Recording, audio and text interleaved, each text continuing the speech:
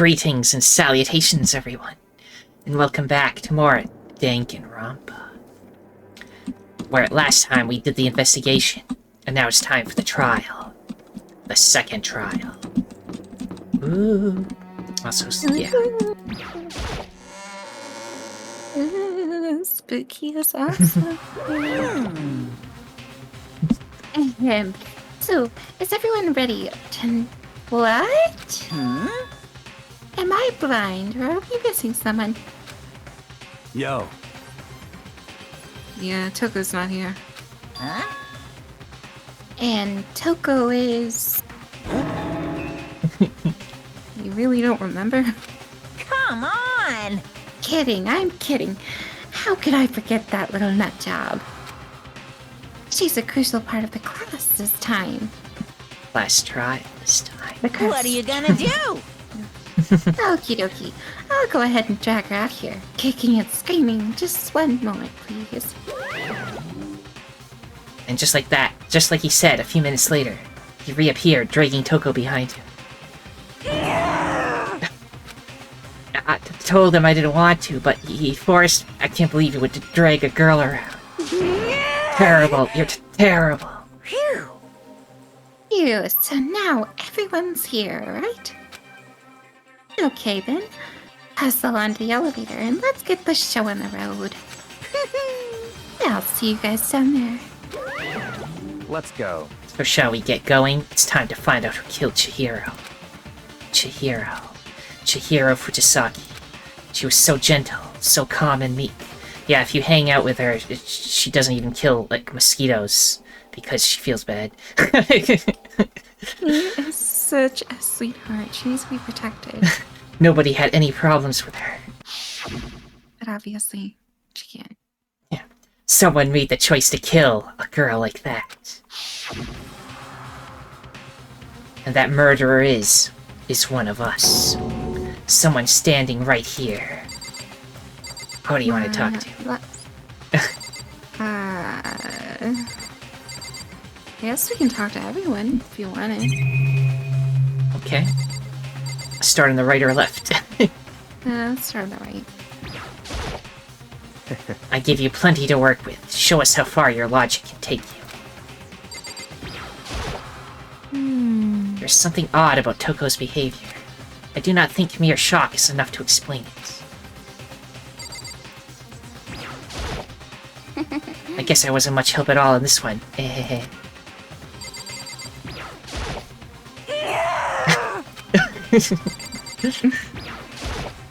Oh, very Miss sad. Fujisaka, I must admit it. For being 3D, she was quite remarkable. Of course, just the idea of 3D makes me cringe. I don't know why the killer did what they did, but Count on it. I'm sure it'll work itself out. Justice always prevails, right, bro? Oh yeah, I skipped you. Hey, come on. Fucking Toko, man. Got her so worked up. Shall we go? Shall we begin? No, I'm still busy talking.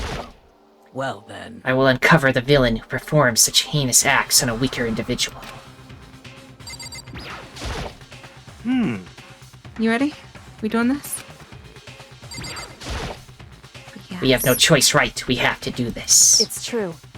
It's true. Yes. I gave her a small nod in reply. With one last deep breath, I walked toward the elevator on shaky legs.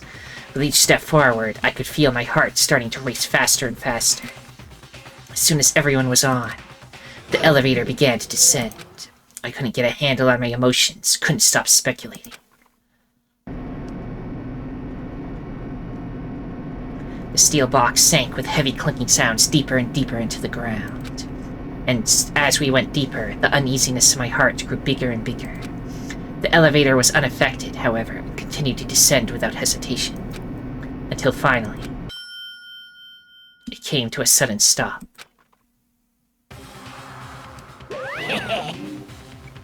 Did you think I redecorated? Isn't it so fresh? Isn't it so exciting?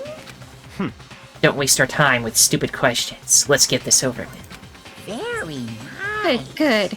You're raring to go. Gotta say, I don't hate it. Not at all. Well, Okay then.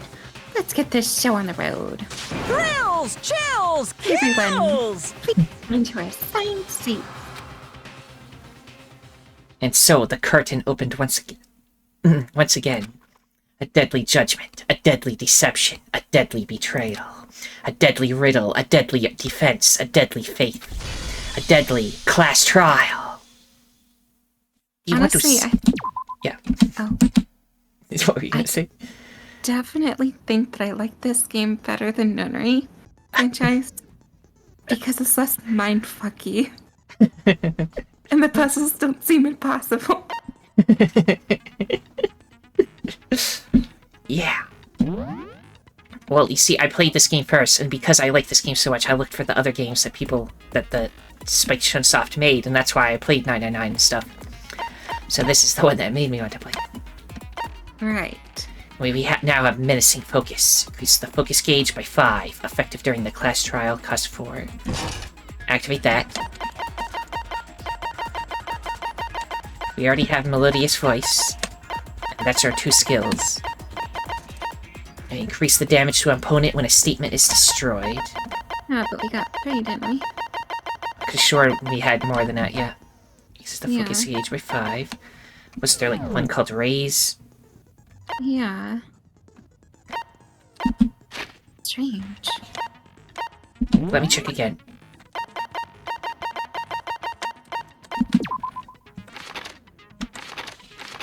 Skills raise.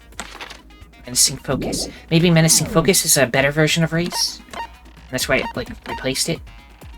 Maybe. That's all I can think of. Wrong section. I'll double check again. I guess that would make sense. It does seem to have a higher numbers written on it, so I assume it's the same actually. So yeah, that's probably the better version of raise. Would be my guess. Either that or we're missing something entirely. I think it's most likely the first one. Trial. All rise. Let's begin with a basic explanation of the class trial. So, your votes will determine the results. If you can figure out who done it, then only they will receive punishment. But if you pick the wrong one, then I'll punish everyone besides the blackened, and the one that deceived everyone else will graduate. Okay, then. So, first off, let's talk about the murder weapon! First, we have to make clear what was used to deliver the fatal blow. Make your argument. The dumbbells, also from the boys' Locker room dumbbell. locker room. Chihiro's fatal injury. It appears it was a head wound. According to the Monokuma file, the killer used a blunt instrument. But what kind of blunt instrument could it have been? I bet it was an iron pipe. Nope. Interesting. That certainly would make for a powerful weapon. Poor Chihiro. No, the weapon that was used to kill Chihiro must have been in the locker room, not a pipe. Chihiro's fatal Yeah. injury. How do I go fast again? It appears it was This a button. According Okay. to the Monokuma file, what kind of blunt? I bet it was an iron pipe. No, that's wrong. No, that's stupid. You're dumb. You were Can we literally agree right that the there. object that dealt the fatal blow was the dumbbell, found at the scene of the crime? It was covered in blood, and there was nothing else at the scene that could have caused that kind of injury. And the wound on the victim's head is consistent with the shape of the dumbbell. As far as I'm concerned, there's no mistake and no room for doubt on this one. You looked at her head wound? Yay! That's so creepy! If you don't mind, I will proceed from here. Let's move on to discussion of the culprit. Although, I believe the criminal behind this heinous act is already quite clear. What? For real? Chihiro's killer is the fiendish serial killer, Genocide Jack. Hey Jack, the fiendish serial killer. Did he really kill Chihiro? A new element has been added to non-stop debates. Would you like to hear more? For this debate, lines of white noise will appear to disrupt your reactions. Your truth bullets will disappear if they hit these lines, so think of them as obstacles in your debate. But there's a way to keep this white noise from getting in your way. Press the right mouse button to attach the silencer, which you can use to shoot down the white noise. However, if you shoot an actual remark with your silencer instead of the white noise, the time limit will decrease, so take careful aim when you have your silencer out. Dang, getting complex here. Yeah. Oh, but if your action difficulty is set to gentle, white noise won't appear at all. Well, we're definitely not.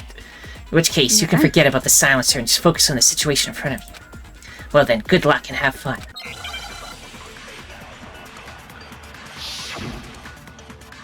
Let's see what we got. Information.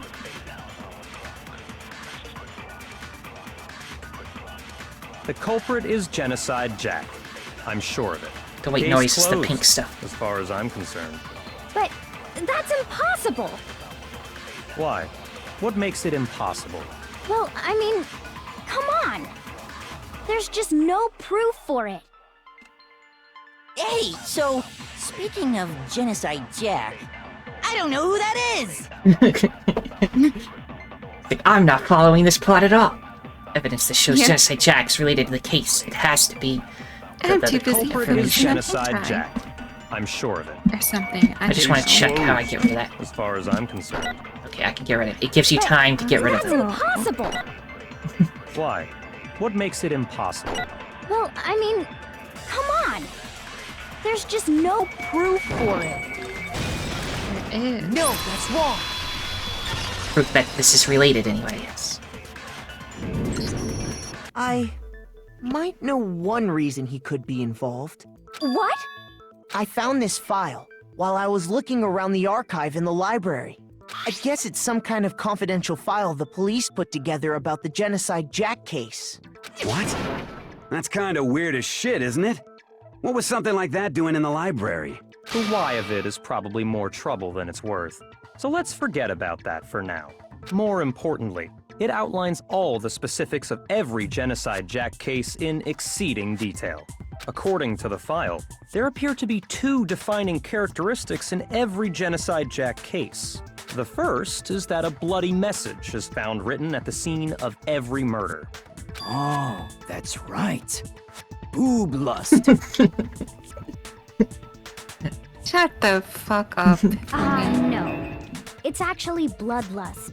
But more important is the other characteristic, and it's something that has never been made public. Never made public? What the hell is it? Why don't you tell them, Makoto? Other characteristic of every Genocide Jack case, which the world at large doesn't know, is how the victim was positioned, right? Yeah. I got it! Apparently, in every Genocide Jack case, the killer suspends the body in a certain way. Other than the killer, the only people who know about this are the higher-ups in the police department. However, Chihiro was most definitely suspended in the same way. So, how did the culprit know about this when only high-level police officials were aware of it? There's only one logical answer I can think of. It's because the culprit in this case is the real Genocide Jack. No fucking way! You're saying Genocide Jack is one of us? Yes, in fact, it's Toko. You...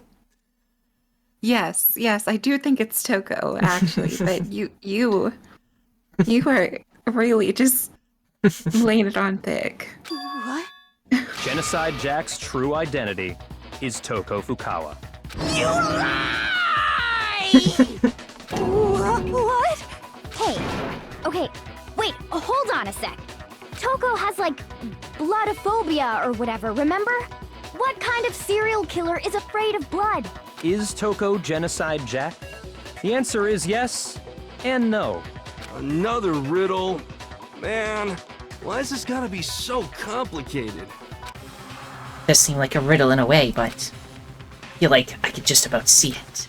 Genocide Jack is Toko, but isn't Toko. What does it mean? Multiple personality disorder. Okay, this is the one that the answer doesn't make any sense, so let's just try to get it. Yeah. Actually, dissociative identity disorder. Right. But that's not what they make you type. Right.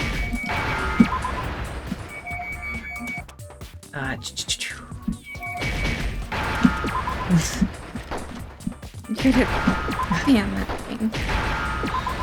There we go. You have Now the I answer is know. schizo, even though she does not have schizophrenia.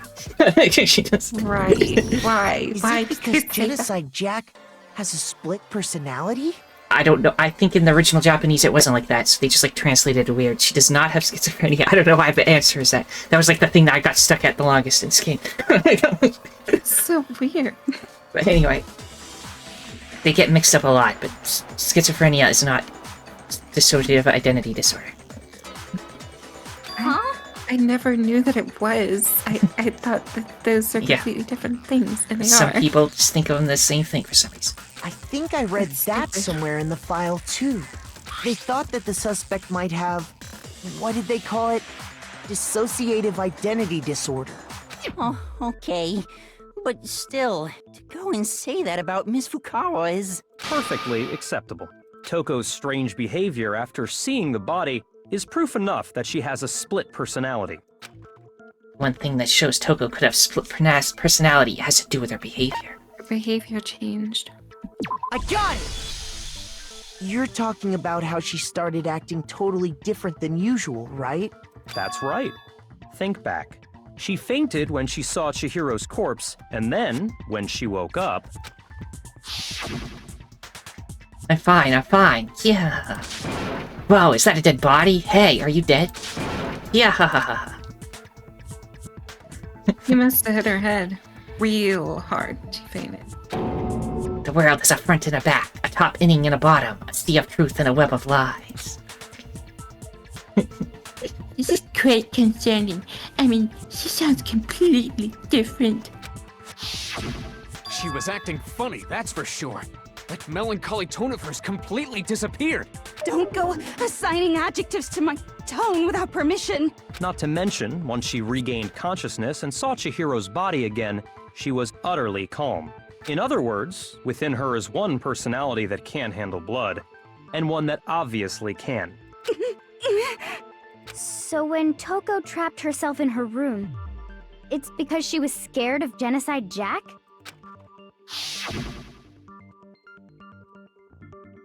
I won't let Genocide Jack have control.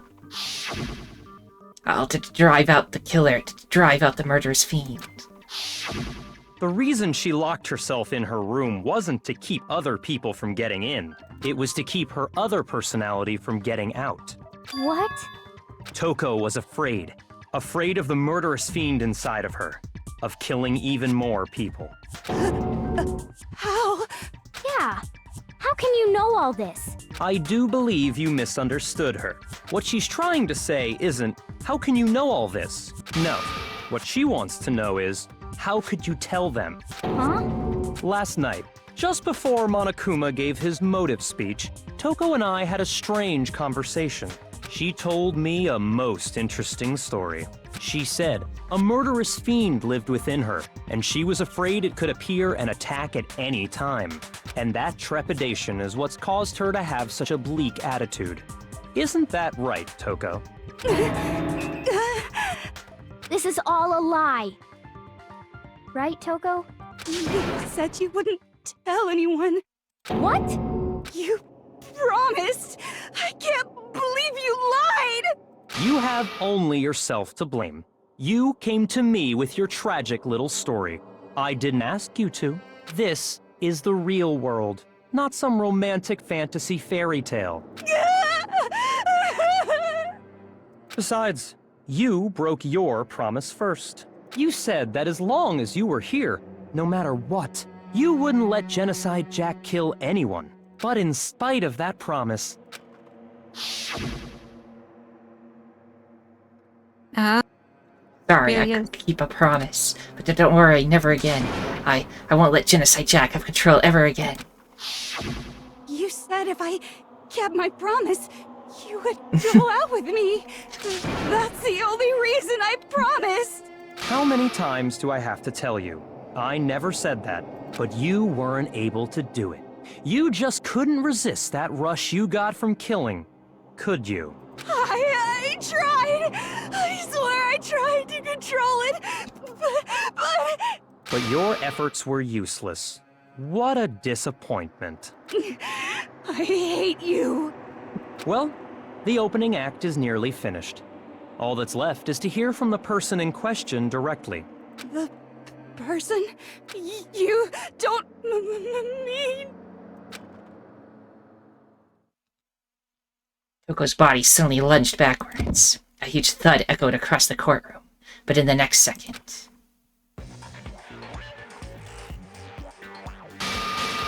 Oh my, long tongue. Hello there! Is it me you were hoping to see? Wow.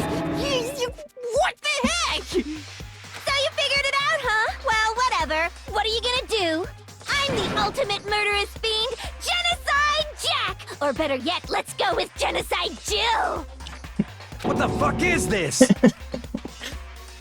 Toko, what happened to you? Not Toko, that's a loser name, and what happened is a textbook split personality.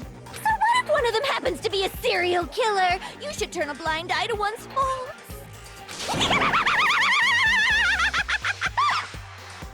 So intense. Like they say, sound in murderous mind, sound in murderous body. This one is so different from the one we've come to know. Yes, well, the world is composed of a front and a back, you know. Just like how every inning has a top and a bottom, or how in the depths of every truth lives a little lie. It's Behind strange. every dark and gloomy soul lives another that shines as bright as the sun! What are you gonna say? I said it's strange, but it took me so long to notice. Her voice actress is the same for Chie Sachinaka in Persona 4 Golden. Only Golden. And Arena Ultimax. Because in the original Persona 4, Chie had a different voice actor. Why'd they switch it? I'm not sure. I think it was something to do with either they were like pregnant or sick or something, and they couldn't like reprise lines or make new lines, so they just had someone else do it. Interesting. Yeah, I don't know for sure though. You might want to look that up to fact check me, but. This is the murderous fiend, Genocide Jack. This is beyond insane. Also, her name is not Genocide Jack in the original Japanese. Oh, what is it? And it's Genocider. Show. I don't know how to pronounce it. Oh. But Genocider instead of genocide. But yeah. It's beyond insane. Jack, Jill, can I ask you a question? What's up? Some of us think you might be the mastermind behind our entire situation. What are your thoughts on that? Well, I'll tell you. I am the mastermind of all masterminds! Just kidding! Then it's not true? Of course it's not true! How dare you try to link me to that creepazoid? And another thing, the police and government and society in the outside world are totally powerless! I mean, they just let this idiotic bloodthirsty maniac go buck wild all over town! Sure, I'm a bloodthirsty maniac, but life is pain, right? To live is to hurt other people. It's a necessary evil if you want to survive. The act of living itself causes pain for everyone. Just kidding again! This should be enough to convince you. This murderous fiend is responsible for Chihiro's death. There's clearly a motive, so there should be no doubt. A motive? Remember what Monokuma told us? If someone didn't murder and graduate within 24 hours, an embarrassing memory or secret would be revealed. Well, let's assume that Toko's secret was about Genocide Jack. If a secret like that came to light, Toko's life would have undoubtedly been forever ruined. So she had a very clear motive to never have that side of herself exposed. Interesting. Very, very, very interesting. But sorry, as much as I hate to admit it, I'm not the culprit. Huh? But I cannot That's imagine funny. anyone other than you could murder someone in such a bizarre fashion. Maybe so, but nevertheless, it's the truth. Do you really expect any of us to believe you? Yeah. I could never believe a word you say, you monster. Maybe. Maybe she's totally right about that, but something's still bothering me. What she said, I need to get some more details about all of this. I already know it. I called it. Like, I don't know. It's just... It's too easy, right? Because the whole time Byakuya was like guiding Sorry, us. but I didn't kill anyone. You say that, but do you really expect any of us to believe it? Perhaps if you had an alibi, that would change things. Oh, an alibi, huh? Now we're talking. When you compare your past murders to this incident, the modus operandi matches completely.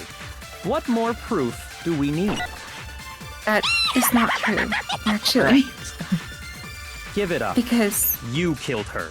she uses scissors and not a dumbbell. Is Genocide Jack really the killer? I feel like something doesn't match up. Sorry. Let's see. Status of the dead body. What does that list? Been suspended and her hands been bound with some kind of rope. Yeah, that's the one, right?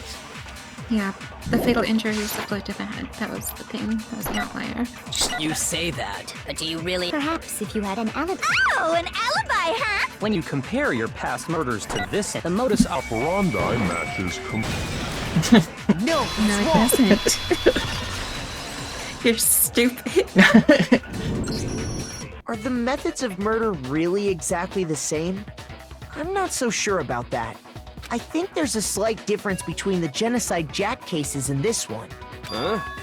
How's it any different? Uh-oh, you don't know? Well then, human garbage, let me tell you! I murder with passion and conviction.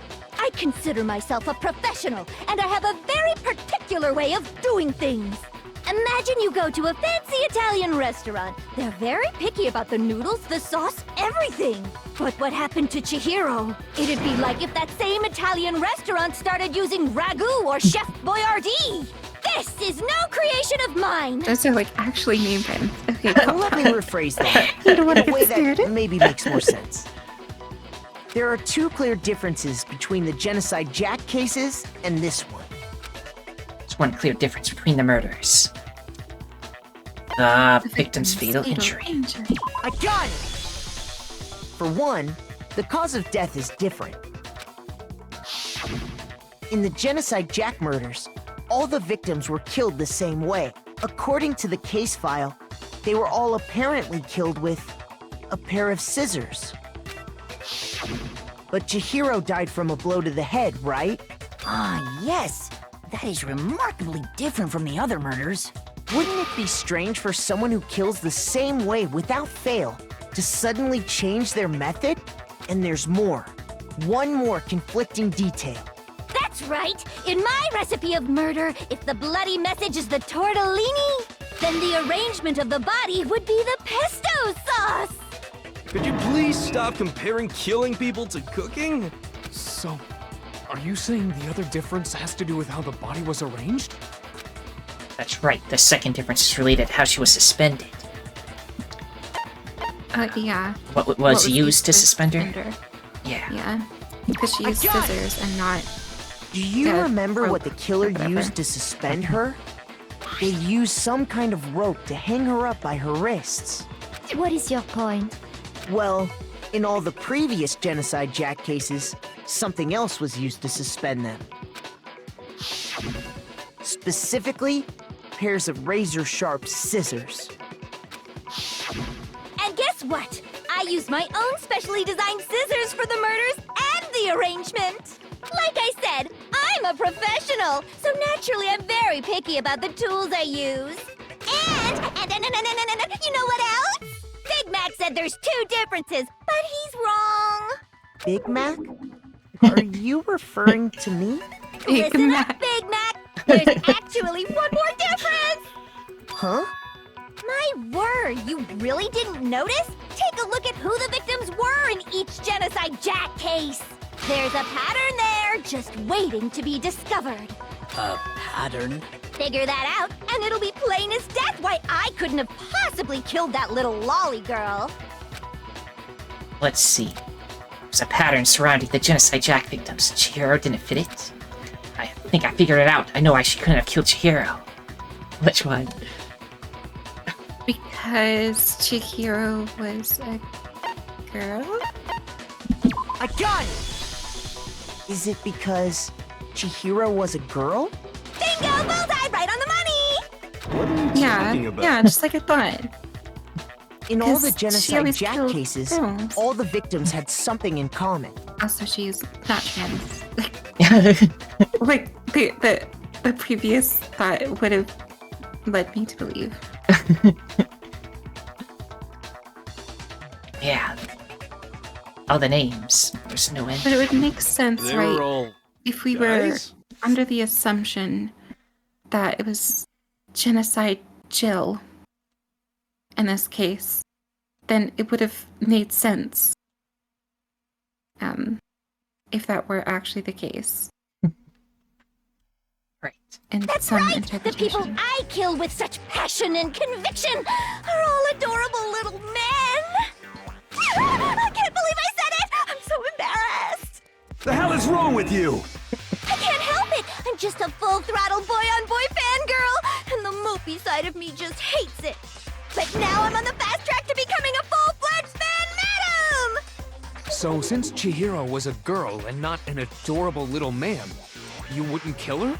Would an Italian chef suddenly start making ramen just because they're both noodles? Don't be stupid. I have too much passion and conviction to cross that line. That's the absolute reality of the one and only. We get it. You've clearly explained your hobby and your philosophy. But that's not all there is to it. It's a different matter entirely, when you're forced to kill in order to survive. Quiet, lowly cur! Lowly? Cur? I would never kill for a reason as petty as mere survival. And if by some fluke I did kill to survive, why would I bother with the message and arrangement? It'd make me the obvious suspect! That does make some amount of sense. Plus, whatever reason I have for killing, I would never leave out my prized scissors. Who would go out of their way to use a big, stupid, heavy dumbbell? Maybe you used the dumbbell because you couldn't find any scissors in the school? Any scissors? I don't just use any scissors. I only use my own set of high-class envy of the entire world scissors! Okay, whatever. There still aren't any in the school. Are you sure about that? Now she's got them. Oh no. She's fully equipped! That's right! So I can kill anywhere, anytime! Why would I resort to dumbbells or rope when I have my trusty scissors by my side? Go ahead, tell me I'm wrong! You can't, can you, gutter dogs, all of you! Not to mention, I have no clue how to tie a good knot. So rope's totally out of the question anyway! I have no idea what's going on anymore! Could such a heinous villain really be innocent? But the body really was suspended, right? And nobody but the police knew about that. Yeah. That's why we figured it had to be the real deal and not some copycat killer or whatever. Actually, hold on. There is one person. One person who could have copied the Genocide Jack cases. Select someone. Who do I select? Obviously, Byakuya. I don't even need to say it. Here's my answer. Byakuya, it's possible you could have found out, isn't it? You'd have no problem gaining access to classified government documents or internal police records. Plus, you'd already looked through the Genocide Jack file before this all happened, hadn't you? Are you saying Mr. Togami did it? Yes. Then the reason he pushed the theory of Genocide Jack being the killer so hard was because he wanted to pin the crime on her. So, he rearranged the scene to disguise it and make it look like I'd put my stamp on it. The adorable glasses man was behind it all. Oh, I'm on fire! Well, Byakuya, what's your response? I see. So now the suspicion falls on me. Then I must ask, when would you say I began acting suspicious? Surely you must have an answer. As soon as you started helping. Looking back and thinking about it now, the way you were acting right before we discovered the body was a little strange. In the locker rooms, they're suspicious. Very suspicious indeed, wouldn't you agree? Huh? Suspicious? It seems nobody searched the locker rooms. Let's start with the girls' locker room. You wanted to go to the girls' locker room right away, right? But since you're a guy... I should have naturally thought of the boys' locker room first. Is that what you want to say? The victim was Chihiro, a girl.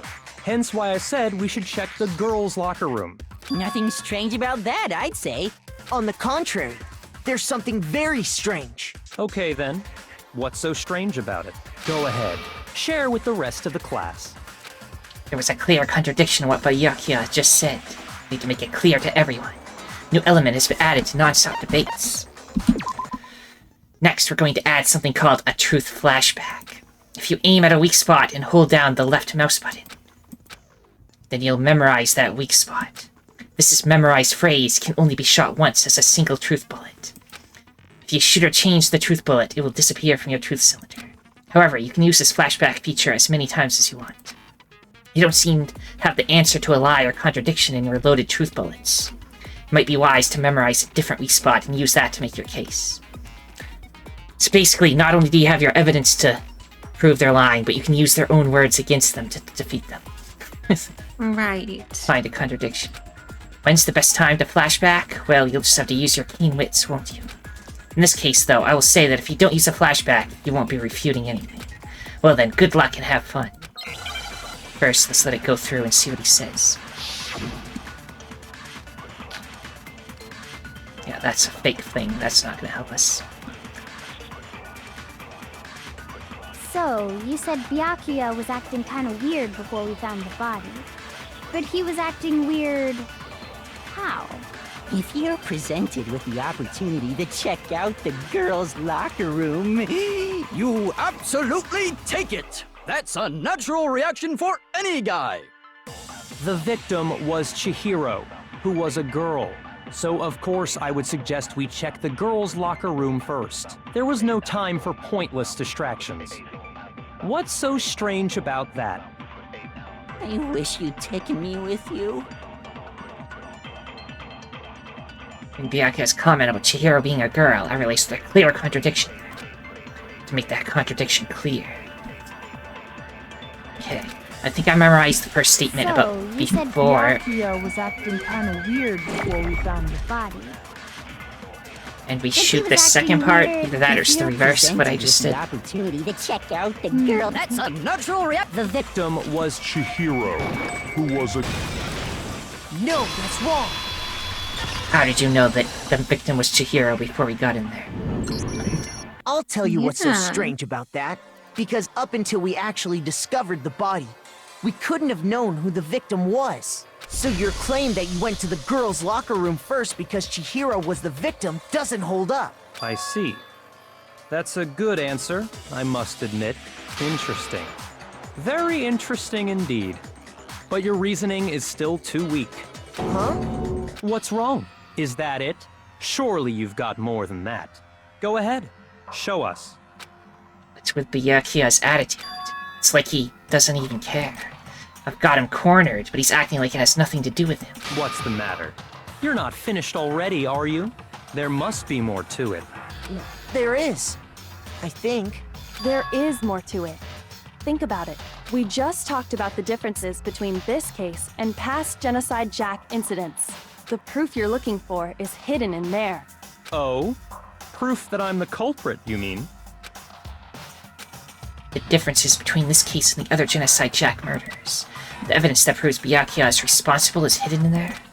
What could it be? His fascination with the case. Or with genocide. A library desk lamp. It's less like how disappearing sting. What? The difference between the cases? You want me to explain it again? When I want to kill, I use my very own special scissors. And I use those same scissors to arrange the body. But Chihiro was suspended with... It was some kind of rope. What? Was it not? Animations. What about animations? She's got weird animations. Yep. That's right! It absolutely was! Then there must be something very fishy indeed about that rope. Hey, Byakuya. Where'd you get it from? Let me just read what it says about the library desk lamp. Extension cord has gone missing at some point, and the lamp's cord couldn't quite reach the outlet. That's... I'd never seen that rope before in my life. Oh, you're a liar. No, You're such a liar. Actually, I'm pretty sure you have seen it before. Because, you see, that rope, or should I say, that extension cord? What? An extension cord? Byakuya, you've used the extension cord in the library more than once, haven't you? And the same extension cord that was in the library all this time went missing after the murder. And there's no way someone who uses that extension cord as much as you do wouldn't discover that fact. Then Byakuya must be the one who took the extension cord. I can't imagine any other possibility. That's really what you think? Then your conclusion is something like this? I killed Chihiro in the girls' locker room, then hung her up and wrote that bloody message. I intentionally made it look like Genocide Jack was behind it. Is that about right? He's doing it again. He's totally calm, totally unconcerned. As if he's not even involved. Wait, not even involved. What's wrong? I asked you if you think that's what happened. Hell yes, that's what happened. So that's it, right? Byakuya's the killer. I don't disagree with not disagreeing. He kept calling this a game, right? So he'd be totally willing to do something like this to win. Sorry, but could we hold on just a second? I think we need to talk about this a little more. Huh? Do we really need to? We've already decided who did it. I know, but still, there's something that's still bothering me. Is that right? And what, pray tell, is still bothering you? I killed her in the girls' locker room, then disguised my crime. Specifically, I dressed it up to make it look like it was the work of a homicidal psychopath. What about all that bothers you? Wait, what was that just now? Something's not right. Byakuya's remarks just now. There's something in there that concerns me. The scene of the crime. I got it! You say you killed Chihiro in the girls' locker room, right? But are you sure about that? Isn't it possible that the murder took place somewhere else? Yeah, How because it took place in disappointing. the boys' bathroom. What kind of question is that? Even in the world of disappointments, this is a true letdown. She was found dead in the girls' locker room. There is absolutely no question about that. How could the Bullshit. scene of the crime have been anywhere else? Well, Bullshit. I think it's what'd entirely you say? possible that she... Oh, we're just saying bullshit. Yeah, okay. Killed somewhere else, then carried there later. along with the rest of the murder scene. The rest of the murder scene? That was awfully specific. Please tell me you have a reason for saying all of that. I believe I do. Hey, Byakuya, did I just take you off guard? In the story, suddenly you moved to the crime scene, but I, Byakuya, who had been so confident up till now. Maybe Byakuya never even realized that the actual scene of the crime could have been somewhere else. Hey, don't just move on without permission! What do you mean she was killed somewhere else? Come on, Makoto. If there's any chance the murder took place somewhere else, let's see the proof. Evidence that shows the murder took place somewhere else. Need to just focus on those things that got switched. So there was two things. There was the posters. Yeah, the posters and the carpet, as well as Sakura's account. Right, Sakura's account. What else? It says focus on the things that got switched, so I assume that's a hint that focus on these two things. Those two. Okay. First I have to prove the scenes were switched. Okay, don't do that. Just focus on those things that got switched. Okay, Sakura's account then. Because we have to prove that they were switched. Let me find Sakura's account. It's at the top. Of course. Alchira wanted to get stronger. She planned several invitations. Right mouse. Scroll. No, I didn't want to choose it. Shoot! What? I accidentally hit the button to show it. But apparently it's not right anyway. I wanted to read more of it, but I couldn't get it. So let's...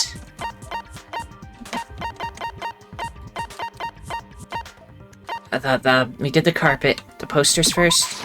I got it! I guess the posters are the right answer. The proof that she was killed somewhere else is the poster that's hanging in each locker room. Your proof is some posters? The poster in the girls' locker room was a picture of a big, boob supermodel. But don't you think that's kind of strange? Why would the girls' locker room have a poster like that? I bet those massive jugs of hers were totally fake! Meanwhile, the boys' locker room had a poster of the super popular boy band Tornado. Again, that doesn't really seem to belong in a boys' locker room. So you're saying that maybe the posters were switched? And there's one other thing I noticed about the locker rooms. You know what I'm talking about, right, Sakura? You're referring to my protein coffee, aren't you? Protein coffee? While I was in the girls' locker room earlier, I spilled some protein coffee on the carpet.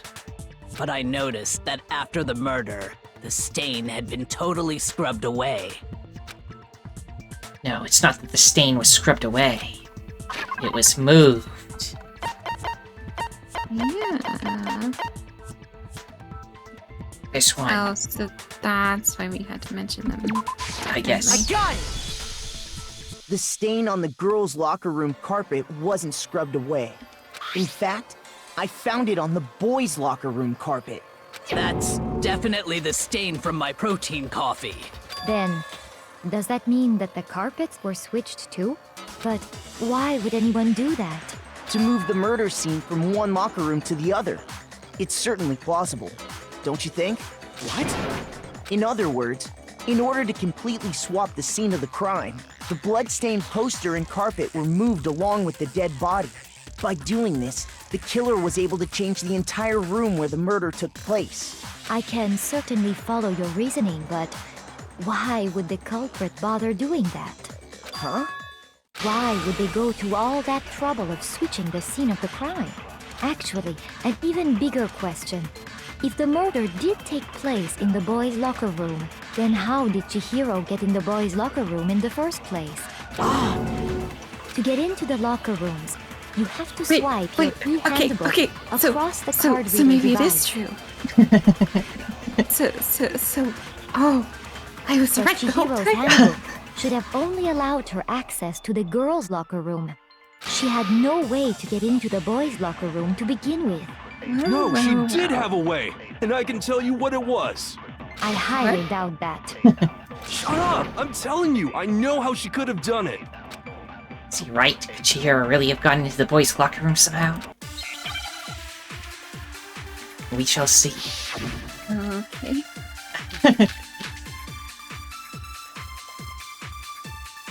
Broken e-handbook. Is it really possible? Could Chihiro really have gotten into the boys' locker room somehow? Ah! I got it! She must have hacked her e-handbook! She was the ultimate programmer, after all. I'm sure that would have been no problem for her. No, I don't think that's it.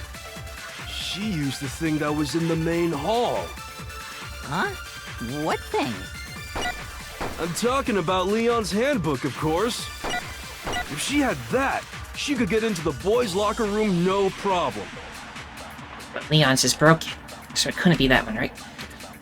Theoretically, if Chihiro was able to use Leon's handbook, she could get into the boys' locker room. But that's if she was able to use it. Is it really? Could Chihiro really? She must have hacked. She was the ultimate. I'm sure that would have. No, I don't. She used the thing. Huh? What thing? I'm talking about Leon's handbook. No, that's wrong.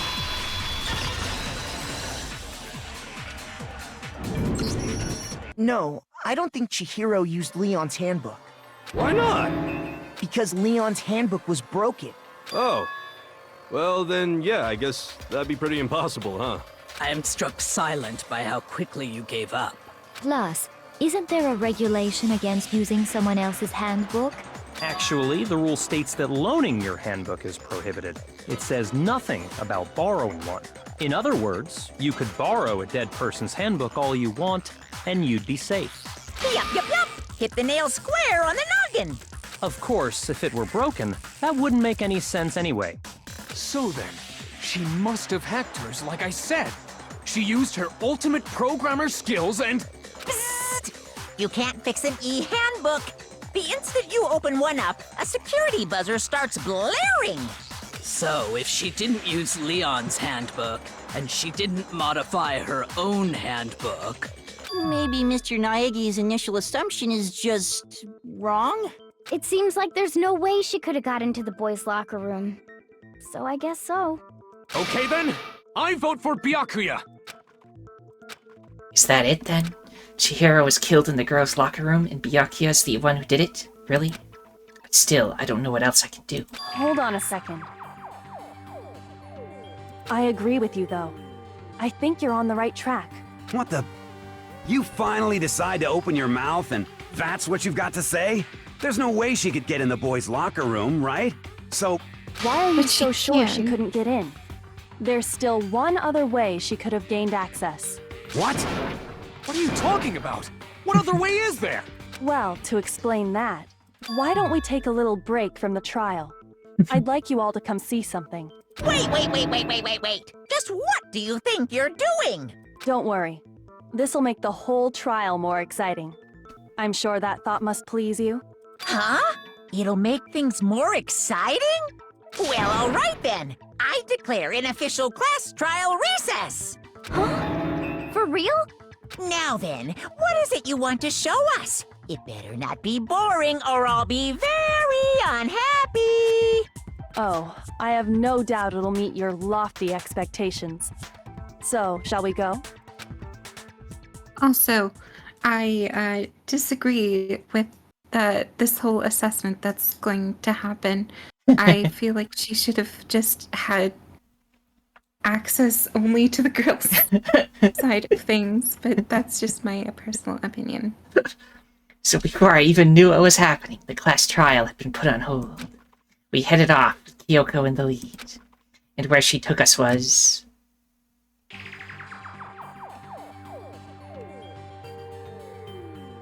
The girls' locker room? We've already searched this place top to bottom! What are you trying to pull, Missy? I'd like you to examine the victim's body one more time. You want to check it again? Be sure to examine the entire body very carefully. Take your time. Examine her carefully? Like using our hands? No way! It's probably best if I don't run my hands all over a girl's dead body. It's not that I'm creeped out or anything, it's just... based on religious grounds, you know? Very well.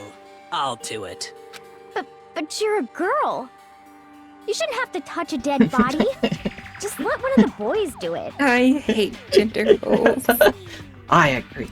No, it's okay. I think Chihiro would rather have a girl examine her. So just leave this to me. Sakura. What is this? Some kind of secret girl-on-girl action? Is that what you two are about? That's not it at all. Stop screwing around. Okay, here I go. I'm sorry, Chihiro. Please excuse the intrusion. Putting her hands together in a brief prayer, Sakura then began to quietly examine her body. Be sure to check her entire body, and I believe we will solve this particular mystery. Her entire body? I know you say that, but what? This is... What is this? What is it? Not possible. It's not possible. Sakura's eyes were staring wildly at Chihiro's lifeless form. Her massive frame trembled. This girl is what? Is a boy. Ah, I see. So she was actually a he. Interesting. I Thank you hate for confirming this fact. Okay. So I'm not gonna go too far into it, but there are such things as intersex. People can be born with both, or just one, and still be biologically a female. So it's weird. You're joking, right? I wouldn't joke about this. Then it's really true? Chihiro was a guy? Oh, what? You guys didn't know? Heck, I knew that right off the bat. Chihiro Fujisaki was totally a guy. Then he was a cross-dresser? Oh, no, I'm really on fire! I wish I had killed him! So that's what Kyoko wanted to show everyone, huh? Interesting. Well, he could have been a crossdresser, but we don't know this information. Right. We're lacking critical information and we can't ask them. Exactly. Yes, that certainly does make things much more exciting. Now let's ride this wave of excitement back to the courtroom and get back to the trial. Ahem. I do apologize for keeping you waiting. Now then, let's resume the class trial. We've all just learned of the shocking revelation that Chihiro was actually a boy. Let's pick up from there. Yes, well, I don't know his reason for hiding it, but the fact is, Chihiro was not a girl, but a boy. I think that Chihiro was actually a guy. The thought had never even crossed my mind. And because the victim was male, he would have had no problem gaining access to the boys' locker room. Assuming his handbook did, in fact, list his gender as male, then yes, that would be true. Of course his handbook said he was a boy. He dressed like a girl, but he was a boy through and through. So then, there should be no issue with Makoto's initial assertion. The victim was killed in the boys' locker room, and was then later moved to the girls' locker room. And the killer could have easily used Sayaka or Junko's handbook to get into the girls' locker room. So Chihiro really was killed in the boys' locker room? I still don't understand the motive for moving the body, but yes, that does seem plausible. Well, I must admit, I did find it rather odd. I knew he felt a little off. There was a certain incongruity to his female body. This is the most titillating situation! So now everything has been connected. All the mysteries have finally become clear. Okay, well, connected or clear or whatever. We still think you're the killer, remember? Very interesting. This has become very interesting indeed. He's off in his own little world. What about you, Makoto? After everything we've learned, do you still think Byakuya's the killer? Well, without a doubt, Byakuya is the one that made Chihiro's death look like Genocide Jack did it. But I think he might not actually be the killer after all. What? But aren't you the one who accused him in the first place? He just seems to be too easygoing about all this. Like he's enjoying us solving the mystery. The way he's acting, it makes it seem like it doesn't have anything to do with him. And you think that might be because it doesn't have anything to do with him? Plus, the evidence he left behind was a little too... how can I put it?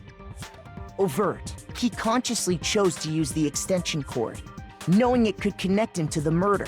At least, that's how I see it. And Byakuya, when you found out the murder took place in the boys' locker room, it seemed to rattle you. And then again when you found out Chihiro was actually a guy. If you really were the killer, that stuff wouldn't have had any effect on you.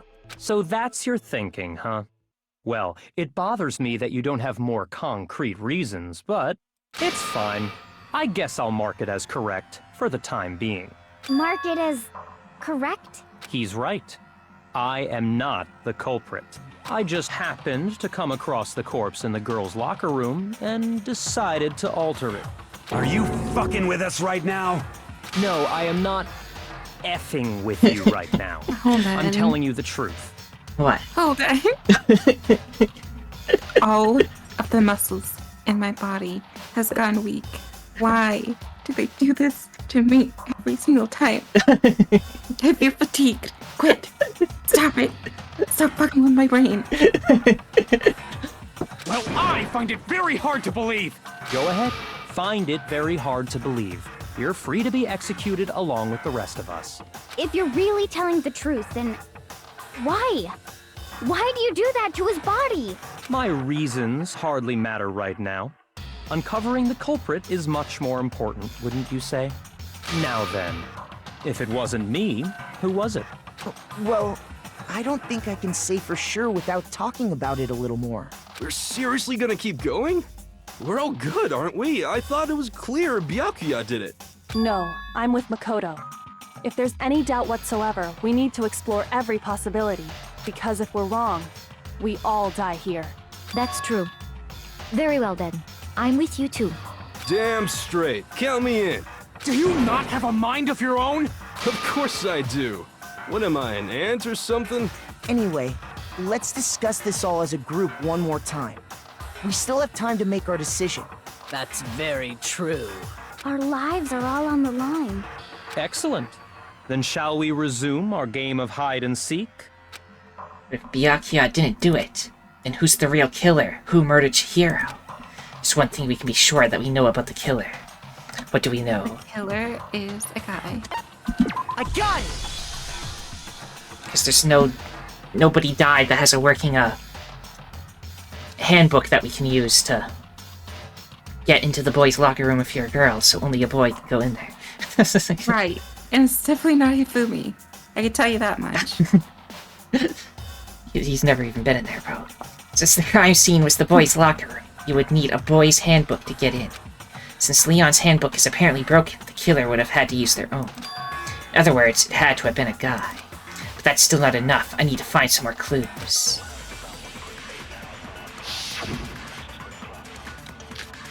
Okay, we got some stuff. Celeste's account is probably the most important, but we'll find out. Isn't there a single clue? That might lead us to who did it. That might be the thing, but let's go through them all. Well, clues are one thing, but did nobody get a look at the killer? I'm sure if someone saw the killer, they would have said something by now. Perhaps someone saw the victim at some point.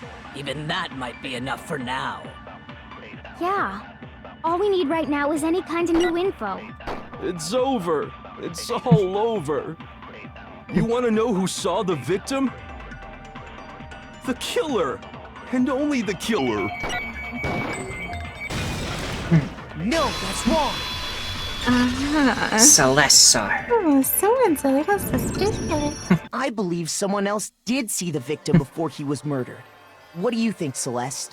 Now that you mention it, yes, I did see him. Huh? Really? Oh, but I suppose only Makoto knows about this. Makoto? The rest of you had no You're idea, looking for did you? That is why you're all making such ugly noises.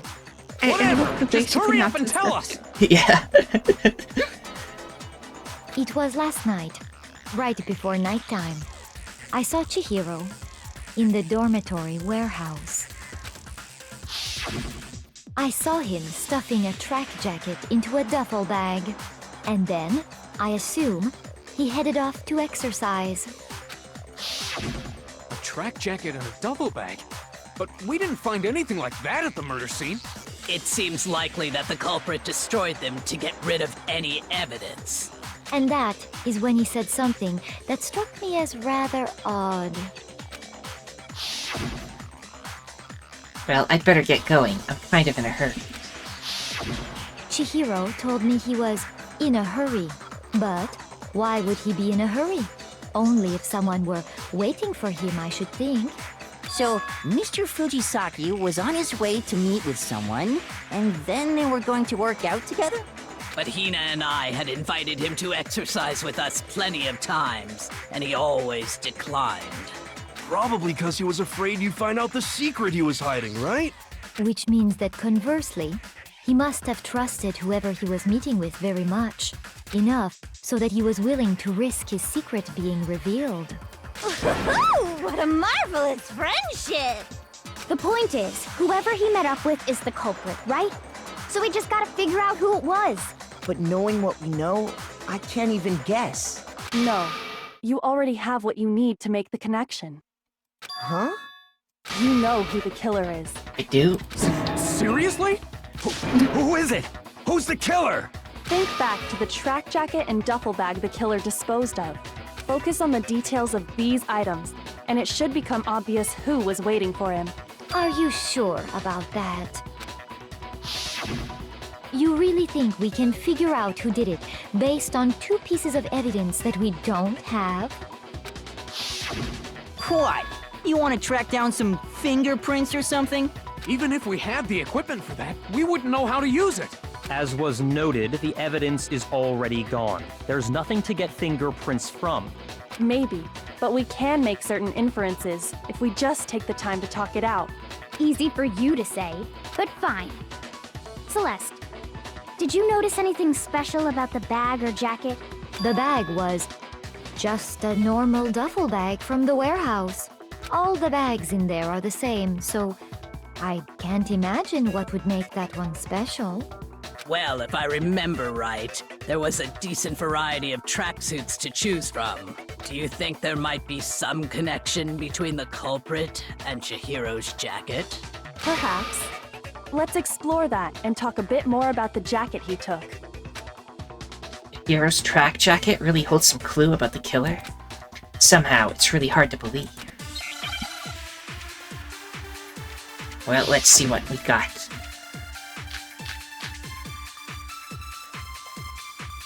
Might have to memorize stuff too, that's a new thing in our arsenal. First of all, we know where Chihiro was headed. He was on his way to go exercise. So next we have to ask, why did he choose the specific tracksuit that he did? What do you mean, the specific tracksuit? I got it! He picked that tracksuit because it matched the one the culprit was wearing! So, what you're saying is, the killer was wearing the same blue tracksuit as him? My tracksuit is black! I don't even have a tracksuit. 'Cause exercising sucks! I have a white tracksuit, personally. I got it from the warehouse, if you must know. Did any of that really help us get any closer to figuring out who the culprit is? No way. Not a chance. You heard him, right? What he just said without even realizing it? Did you? Yes. Because, what's his name? Mentioned that he got his from the place, too. Yeah. And he had a tracksuit. So I guess it makes sense. Truth bullets. Let me check Celeste's account. Night of the murder, right before nighttime, Chihiro spotted leaving the warehouse. It seems she was stuffing some blue exercise clothes into a duffel bag. Presumably, she was on her way to exercise, but the clothes were not found at the crime scene. Celeste had not told anyone other than Makoto about this encounter.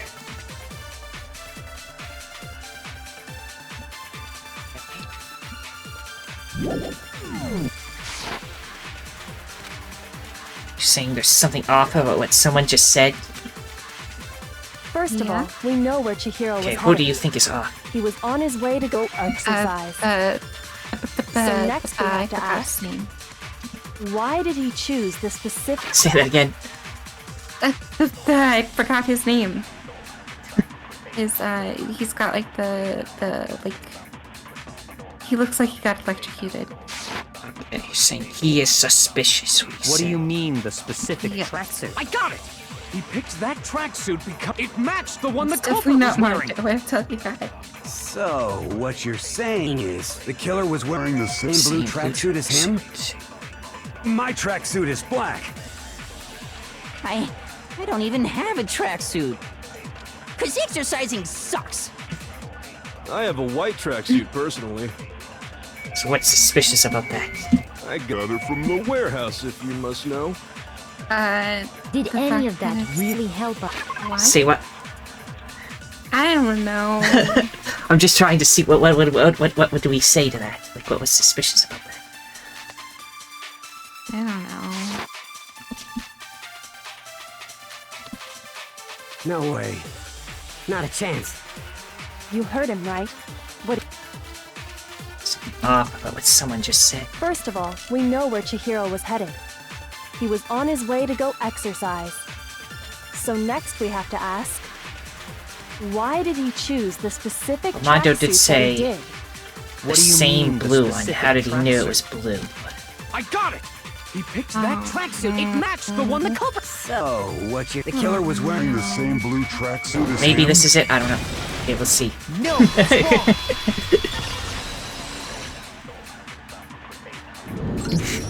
Hold on a second, Mondo. What did you just say? Huh? What'd I say? When Celeste testified a few minutes ago, she said... So I'm stuffing a track jacket into a duffel bag. Then I assume he headed off to exercise. She never said anything about the jacket's color. So why did you say Chihiro's blue tracksuit? What are you... You just... Hey, Celeste. What color was Chihiro's tracksuit? As a matter of fact, it was blue? And before we began the trial, did you tell anyone that? The only one I told about any of this was you. Then, No. Mondo, how did you know what color Chihiro's tracksuit was? Because I just... I'm sure he saw the clothes at some point in the I investigation. wanted to like you. I wanted to like you, but I hate you. I hate you now. No, that can't be it. The bag and clothes were surely disposed of by the time we began our investigation. Then the only reason he could have known what color the tracksuit was is if he saw Cherry with it before he died. That's the only possibility. Cherry? Are you talking about Chihiro? So, how about it? Did you see the tracksuit or didn't you? Just by chance. I just happened to see it last night. He walked past me, and he was carrying the tracksuit in his hands. No, that can't be it either. According to Celeste's testimony... Stuffed the jacket into her bag in a hurry. It was almost like she was trying to hide it. And just like that, she was gone. When Celeste noticed it, Chihiro made a point of making sure the jacket was completely in the bag. If you just ran into him briefly, you couldn't possibly have seen what color the tracksuit was. Yeah. It would appear you've dug your own grave. Perhaps. And you handed him the shovel, didn't you? That's why you said what you did. Focus on the tracksuit and it'll be obvious who he met with? What a bunch of nonsense. Ah, now I understand. It was all one big bluff, wasn't it? Your true intention was to draw a slip of the tongue from the culprit. That's why you said you knew who did it. To put them on edge. That's right. However, Mondo was my target all along. I had my suspicions about him from the very beginning. But I why? mean, What made you so suspicious? obviously, he was a suspicious guy. I mean, he wasn't like assaulting or whatever, but like, I don't know. But then he kills. Why can't bad boy just be good boy on inside? That's a good question. What was suspicious about him? Because I hate him? Because I hate him. Okay, the way he's acting. There was a certain I'm turning point that stupid. tipped me off. Maybe you didn't notice it, Mondo, but you tend to refer to men and women differently. You only call guys dude. For girls, it's chick. And after he was killed, you happened to refer to him as Dude. Once I picked up on that, it occurred to me that Mondo knew something we didn't. You noticed such a tiny detail? Yeah, I remember he did call him Dude. Are you a witch? She's a witch! You're positively frightful! No, I'm not the frightful one. Not nearly as frightful as someone capable of murdering a friend. Okay, that's true, Kyoko, but how the fuck do you hyperanalyze so hard? How you have such an insane ability to just that single word you said several hours ago. I remember. Oh my god. Mondo, was it really you? Did you really kill Chihiro? I didn't kill anyone! You've been all over me, judging everything I say, putting words in my mouth. What gives you the right to treat me like a goddamn criminal? Yeah! He would never do something like that! This is a false accusation! It's true. My reasoning on that is pretty shaky. That was fast. Well, this does present us with a problem. It seems we are all out of leads. My time has nearly come. That's what my little ghost friend is telling me. Oh yeah, that reminds me. Hifumi, weren't you telling me you'd found some evidence? Really? What kind of evidence? Actually, now that I'm thinking about it here calmly, it might not be all that relevant. Jeez, does your confidence just get up and walk away? It's fine, man. Just tell us. If you really insist, then... here it is. What do you have there? It happens to be an e-handbook. I found it laying on the ground, so I scooped it up. Found it on the ground, right? Then it must belong to... Chihiro's. I got it! We know Chihiro's handbook was missing from the scene of the crime, right? For a fact. For a fact indeed. I was totally sure I'd found it. Then it must hold some clue about the culprit, right? Well, that's what I was hoping. But it's busted. It won't even turn on. I imagine the culprit broke it to get rid of any evidence after the murder. That's odd. I didn't think the handbooks were quite so fragile. You're right. They're not. They're totally waterproof and shock resistant. It would take an awful lot to break one. And yet, this one does appear to be broken, as is Leon's, sitting useless in the main hall. For all your confidence, that is a remarkably high failure rate. Do you think there might be some kind of mystery in there somewhere? How, precisely, did the handbooks get broken? Handbook break. There's only one possible explanation. By exploiting a book? I don't know. He did mention a weak point last time. You want to do that one? I guess so, yeah. I don't know. I honestly don't remember. This was mentioned. You told us before that the handbook Well, you're has smart, one weak please. point, didn't you? You remember that? Sure, maybe I let that slip, but I never told anyone what the weak point actually was. But if the handbook is supposed to never break, and two of them broke in quick succession, then... Then we can only assume that someone's figured out its weakness.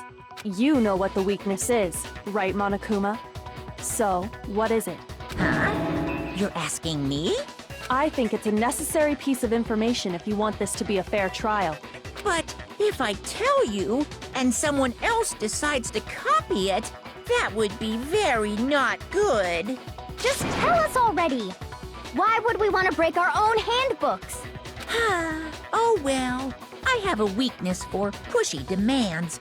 But you're sure you won't follow their example? Then allow me to make a special announcement. The weak point of my cutting-edge e-handbook is... when it's exposed to high temperatures for too long, it will suffer a meltdown and totally break! Interesting. Wait a second. So then, why was the baseball guy?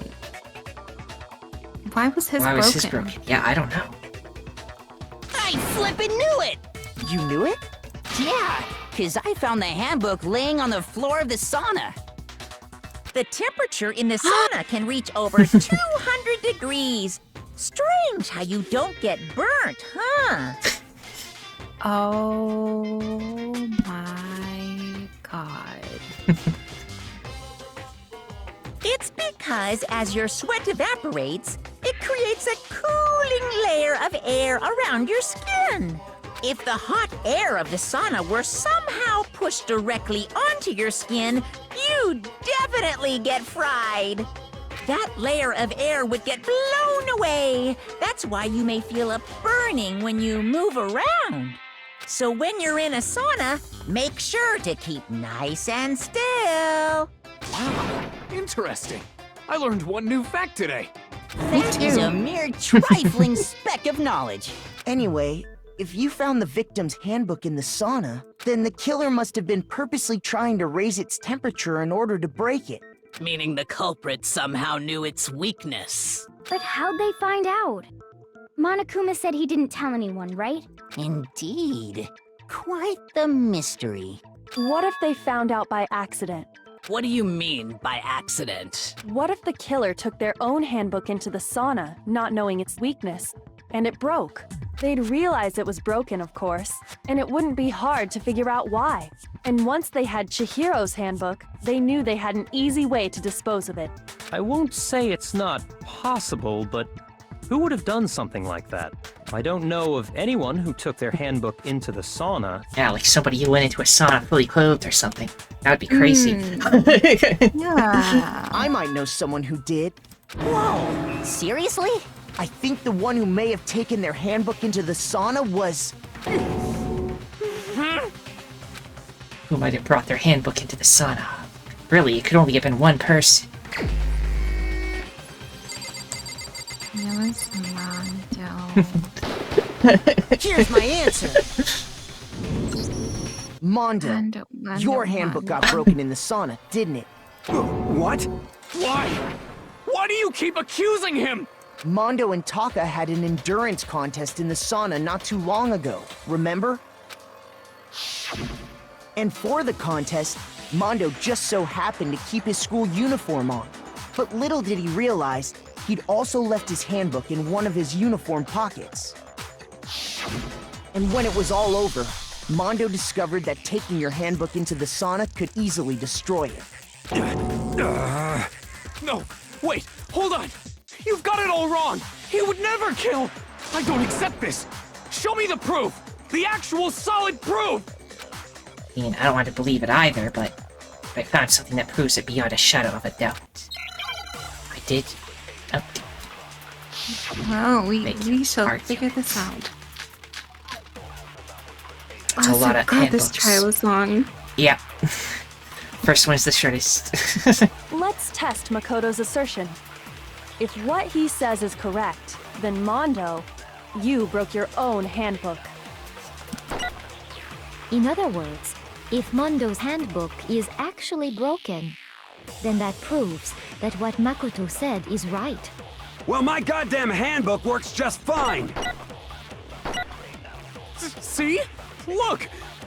Makoto was wrong after all! Mondo wouldn't hurt a fly! I mean, he punched me. Yeah. Even I don't want to believe Mondo might have actually killed someone. Found something that proves it beyond a shadow of a doubt. I'm thinking... If what he says is correct, then broken Mondo, handbook. you broke The one your we own thought was handbook. Leon's is actually Mondo's. In other He words, probably took if Leon's. Mondo's handbook is actually broken, then that proves that what Makoto said is right. Well, my goddamn handbook works just fine! I don't know if this is the right thing to shoot at, but we'll find No, out. that's wrong.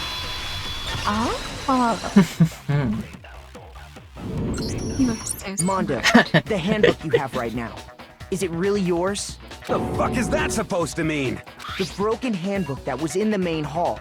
Isn't that one actually yours? What the heck are you talking about? What I mean is, I think Mondo swapped his handbook out for one that actually works. I think he took Leon's handbook and replaced it with his own. After all, Monokuma said himself that Leon's handbook never should have broken. That's right! The punishment it suffered wasn't nearly enough to destroy it. So then, the broken handbook in the main hall is actually Mondo's, which would mean that the handbook Mondo has right now is actually Leon's, yes? But doesn't that violate the school regulation that says loaning out your handbook is prohibited? Well, here's how I look at it.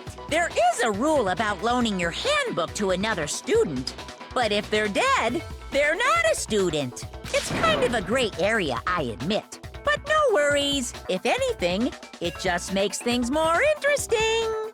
As such, I decree that exchanging handbooks with a corpse is not a violation of the rules. Well, Mondo, if I'm wrong about this, you're welcome to say so. I'm happy to admit I made a mistake, but... Son of a bitch! What's wrong, bro? Come on! Tell him he's wrong! You are wrong! You have to be wrong! Everything you just said is wrong! You made it all up! Okay, then why don't we look back on this case one more time, from the beginning? That way, everything will become clear, and we'll all see if I was right or wrong. It's time for the closing argument. Look at how fabulous it is. Love the art style. Anyway. I know. Let's see, what's this say? Celeste saw Chihiro in the warehouse with a duffel bag and... the blue thing. There, this. That's gotta be it, right? Yeah. Yeah. Getting confused to how to move. Be like this. Okay. Act 2. There's something everyone has. You need to get into the locker rooms. This? Yes. Which locker room did Chihiro go into? Boys. Where's the boy one? This is girls. That's his boys. Okay. It's the one they're in front of. Okay. Yes, happy face. The weapon that the killer used was... it's the dumbbell, but like, which one? This is like, they're holding it first, I guess. This thing? They haven't hit them yet. And then... As the murder took place, some blood splattered onto something. What was it? What? What buttons? The poster? No, that's later. That's the poster. Splattered on the poster. Then they take it off later. Right? Yeah. Also, why the fuck did Byakuya move it? Like, why... did he just want to get... well, I guess if he... like, maybe he'll her... explain himself in a little bit. I guess. Why would he do it? To draw him out anyway. I don't know. I just thought it was funny. Maybe. To disguise the truth, the killer switched around the carpet as well as something else. This... yes. Just trying to tell what... that's where he's putting it up. And this says removed it. Yeah. I'll go with this one. Which locker room did the killer move to? The boy. The girls. The girl one. Killer took something from the other locker room and switched it at the scene of the crime.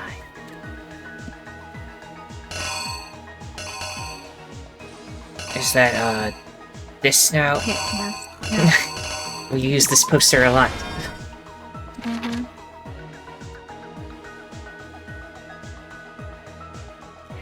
And then Byakuya showed up for some reason. What was it that Byakuya brought to this murder scene? It could only have been... talking about the thingy, the This.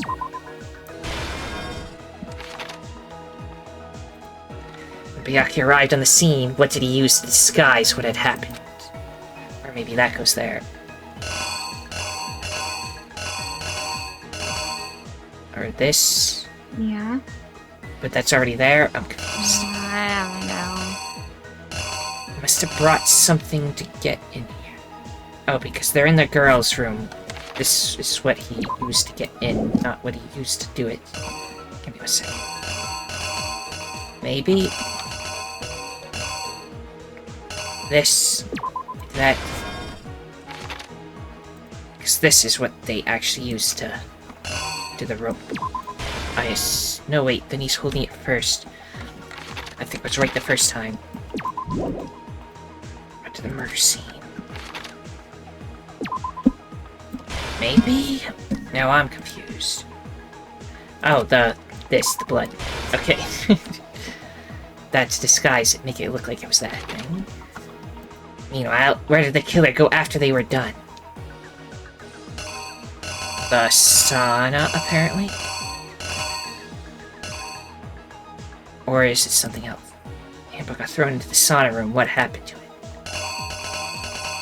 Okay, so I guess it is sauna, because it just mentioned the sauna. If you don't get every single thing right, then it lets you, like, try to do some of them again, so... Ready to reenact. Yeah. Here's exactly what happened. First, let's take a look back to before the incident. Last night, Celeste saw Chihiro in the warehouse, correct? At the time, she was apparently stuffing something into a duffel bag. That something was a blue tracksuit. You can confirm this, right, Celeste?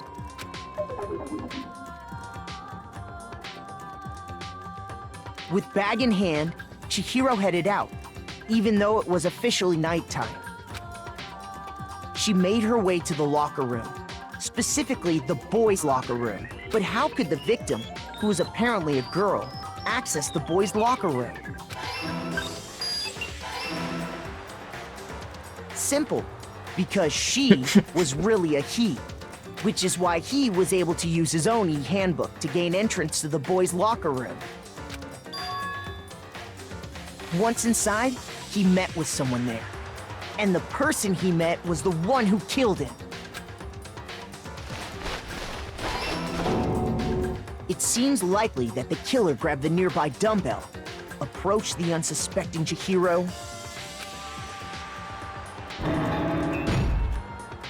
and attacked him. And that's where the bloodstains on the poster and carpeting in the boys' locker room came from.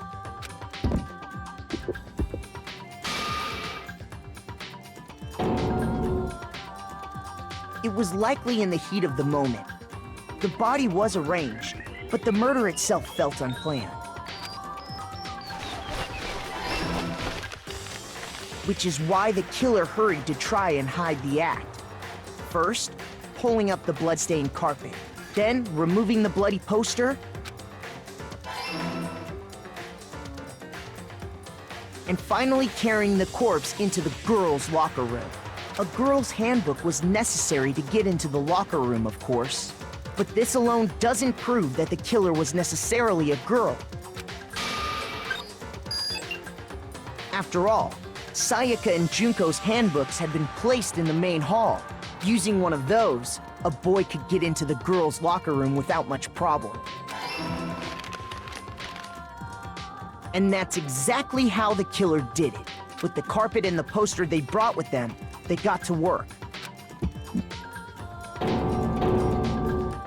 They changed the layout of the boys' and girls' locker room in what you might call a crime scene switch. That could have been the end of things, but no. Byakuya discovered the body and decided to intervene in the situation, making things even more complicated. So, after stumbling on the crime scene, he went and grabbed the extension cord from the library, and then he got to work. He used the cord to string up Chihiro's lifeless body.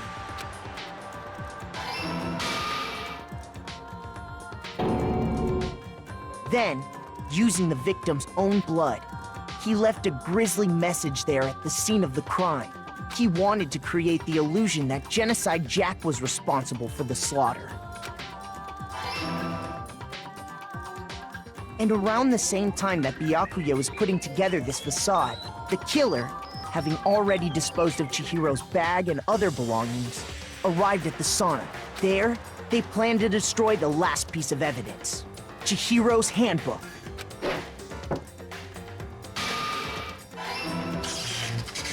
And just as the killer expected, the steamy sauna was enough to ruin the electronic gadget. Somehow, the killer knew that the handbook couldn't stand up to the heat of the sauna. And the reason they knew that is because the sauna had already wrecked their own handbook. And that's how it all played out. Isn't that right, Mondo Owada?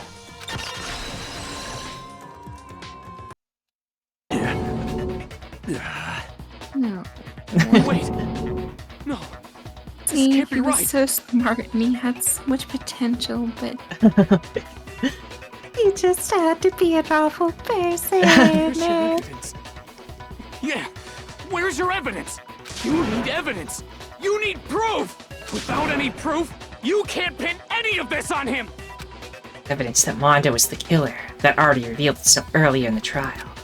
All you have to do is check that one item of his, and everything will become clear. New elements added to bullet time battles. Would you like to hear more? Oh my god. Talk a little bit about fever time and nega battle. During a bullet time battle, if you press the space key, fever time will activate and the tempo will be forced to its max. At this point, even if you push the buttons at random, you won't miss. So you can press up whatever you want to destroy the opponent's verbal assault. This only lasts until your focus gauge runs out, so make the best possible use of your time. Of course, it wouldn't be fair if only you got access to this special time, right? So we've also prepared something called nega time that your opponent can use.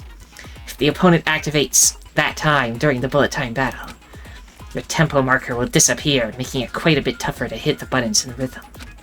If you were to activate fever time at this point... No, never mind. I'm sure nothing would happen. I don't know what I was worried about. Unsurprisingly, if your action difficulty is set to gentle, the opponent won't use that time. Well then, good luck and have fun. The moment of truth. The final battle is with him, not the guy who did it. Show me some evidence! You're wrong! I won't listen! I refute you! False! Show me some evidence!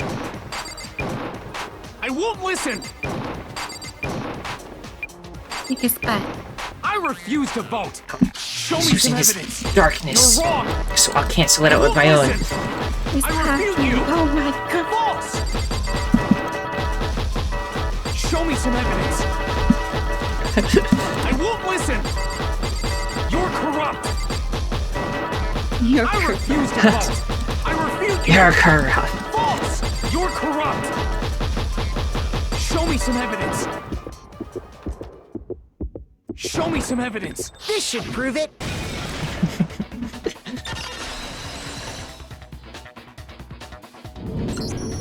If my thinking so far is right, Mondo must have replaced his broken handbook with Leon's. In which case, we can just check each of our handbooks right now. Once we do that, we'll... We don't gotta do that. Huh? Yeah. Yeah, I did it. I killed him.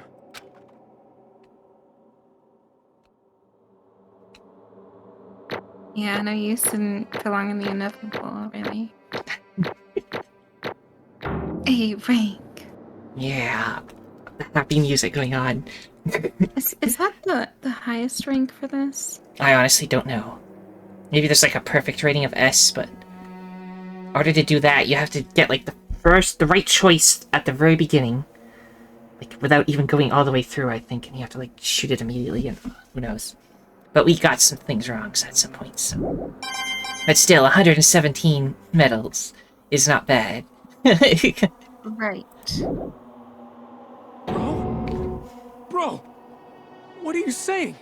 I got no choice, man. After hearing all that, I gotta just... give up. Go ahead, Monokuma. Get it over with. Ask for the goddamn verdict. Roger that! Wait! Hold on! No waiting! No holding on! Time for the moment we've all been waiting for! Grab your lever and give it a yank! Who will you elect as the Blackened this time around? Not gonna say anything but the fact that we're, I don't know, stuck with the fucking murderer. And, yeah, that's not cool. Will you make the right choice or the dreadfully wrong one? What's it gonna be? What's it gonna be? Monokuma.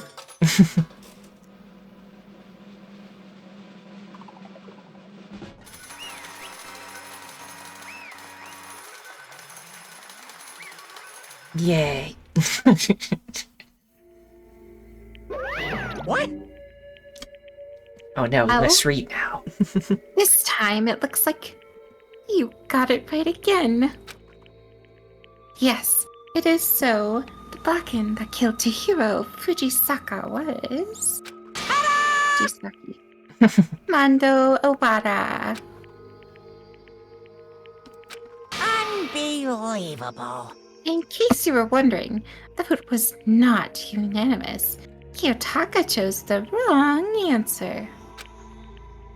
You're treading very close to the danger zone, Miss Ishimaru. You need to be more careful. I refuse to believe it. There's no way. No way he would kill someone. Sorry. What is this? Why are you apologizing? Why? Why? Why? Why did you do it? Now then. Looks like Mondo's taken a vow of silence. So, allow me to explain on his behalf. Actually... The story of the murder this time is a sad story of two men.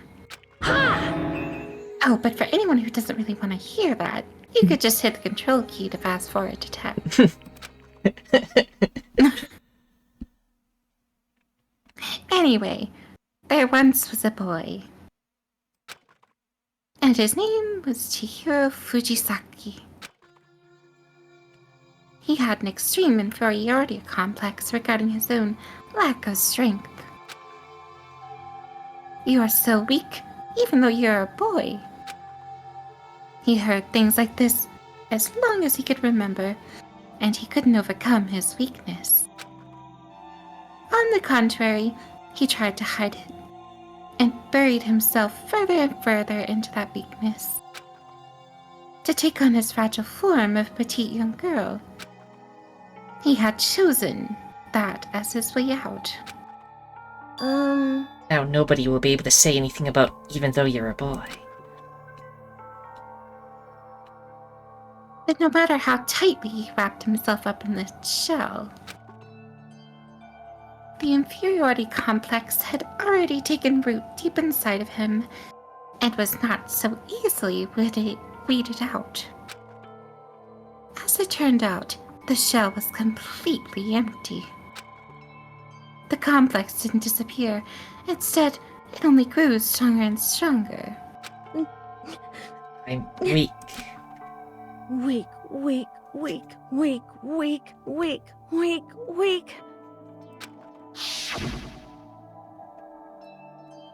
Once the killing game had begun here at the school, he had no choice but to accept this fact. After all, this world is survival of the fittest. You're not strong, you don't survive. And then the lovely and hateful Monokuma announced the revealing of the embarrassing secrets.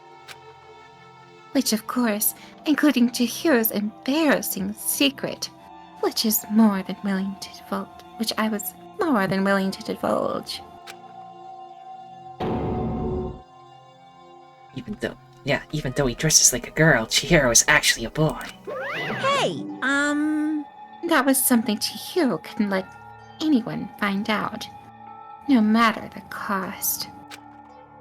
If that was revealed, it would be the end.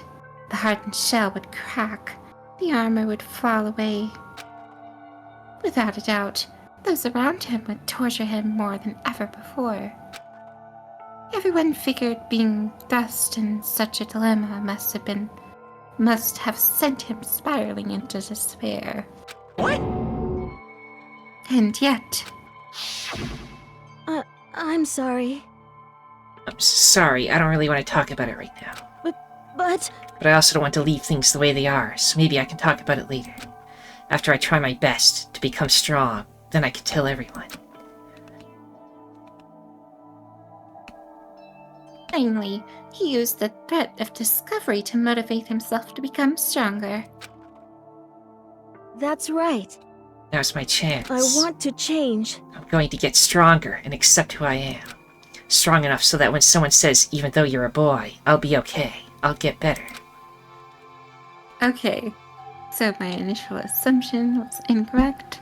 We are now accepting the fact of the matter that he is indeed a boy and he is just trying to console himself through this means. With that thought at the front of his mind, he resolved to take immediate action. And so, that day, he made the commitment to begin exercising. He was prepared to retrain his mind and body. But sadly, that would be the first and only chance he would have at it. Hey, He decided to start exercising. He thought it would be good to ask for someone's help. But he wanted to tell a person his secret first, and then ask them to help from there. And the person he went to... Yeah, that's right. It was me. Yep, it sure was. The biker gang fella had been painfully clear about how important his manly promises were. So Chihiro probably figured that even if he confided in Mondo, his honor would make him keep the secret. Uh-huh. Plus, Mr. Macho Mondo was very symbol of a strong man that Chihiro always aspired to. Maybe talking to Mondo about it will help give me some courage.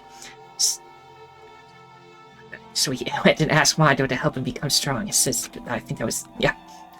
Oh, yeah, it's strange. It did that 2 times now. Yeah. That was his aspiration. And he thought that only with Mondo's support would he ever be able to come close to that. Correct. So then that must be why Mondo did what he did, to keep the promise he'd made to Chihiro. Did what he did? You mean that's why Mondo carried Chihiro from the boys' locker room into the girls' locker room? Indeed. Yes, that's exactly what I mean. Wasn't that to cover up what he did? Certainly. That could have been a part of it, but I don't think that was the main reason. The real purpose was to keep the promise between men he'd made with Chihiro. But how does moving the body keep a secret? Because if everyone knew he'd been killed in the boys' locker room, then everyone would have been arguing about she got into the boys' locker room, right? Once that started up, at least a few of us would have immediately begun to suspect his identity. So, he tried to protect Chihiro's secret by putting him in the girls' locker room and stealing his handbook. See? Then Mondo did all that to keep the promise he made to Chihiro, who he'd also killed? Why would he do that? The more I hear you talk, the more I don't understand. I mean, you guys trusted each other, right? So why did you... Because, no matter what, I don't want anyone to know. I knew it. So that's what triggered it after all. The possibility of having your embarrassing memories and secrets exposed. What is this? That's impossible. Nothing could have been that bad. Something you didn't want anyone to know, even if it meant killing someone? You're wrong! It's impossible. Don't make me repeat myself. How many times must I repeat myself? To judge others by your own standard is the height of folly. Even if you can't comprehend it, he obviously can. That's all there is to it. Well, while we're on the subject, why don't I tell you? The embarrassing memory, the secret he didn't want anyone to know. Hey, You know what Mondo did? He killed his own brother.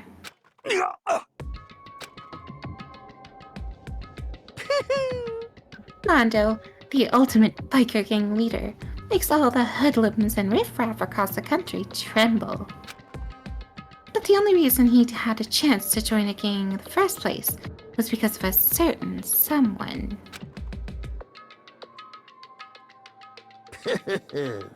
Mondo's older brother was Taya Owada. Mondo had nothing but respect for him. It was because of Taya that Mondo had ever gotten on a motorcycle. Mondo's brother was his own family growing up. He was the only one Mondo could trust or respect. He wanted to measure up to his big brother, so he imitated him in everything he did. Mondo was the epitome of starry-eyed kid brother. It's pronounced epitome, but I don't know. Maybe you're right. Yeah. Well, I've said it like both ways, I guess. I don't know. Meanwhile, the charismatic older brother had put together a local motorcycle gang. And before anyone knew it, it had grown into the biggest biker gang in the country. Daya, the older brother, number one in the gang, and his number two, his younger brother Mondo. In the beginning, everything was peaches and gravy. But when Mondo started to think about how he had... what? What? Oh my god, why? My brain just can't think about how he would have to take over the gang from his brother someday. His brother's greatness, his reputation, began to gnaw on Mondo's very soul. It's gonna take over for Daya, huh? Daya created this gang with his bare hands. Mondo's just along for the ride. Someone like that really be our leader? All that'll do is make the gang look bad. Almost every day, Mondo heard the gossip and whispers of the other members of the gang. Which is why... I gotta get stronger. Stronger than Daya. Once. Just one time. No matter what, I gotta win. Don't fuck with me. I don't care what it takes. I gotta come out on top. And on the night of his amazing brother's retirement ceremony, Mondo challenged him to a street race. But during the race, tragedy struck. The kid brother pushed ahead with reckless abandon, eager for victory, and dashed into the oncoming traffic. But suddenly...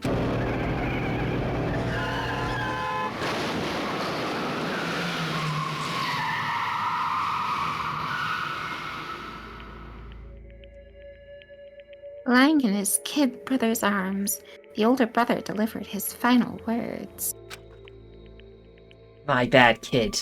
I ducked up. Sorry. Of course, he knew it was his older brother's fault, but Daya never blamed him for what happened. Just brother, but yeah. It's just brothers. Why did I say older? Oh, whatever. Hey, kid, the rest is up to you. No matter what, you gotta keep the gang together. Because it's the team you and me put together. It's a promise between men.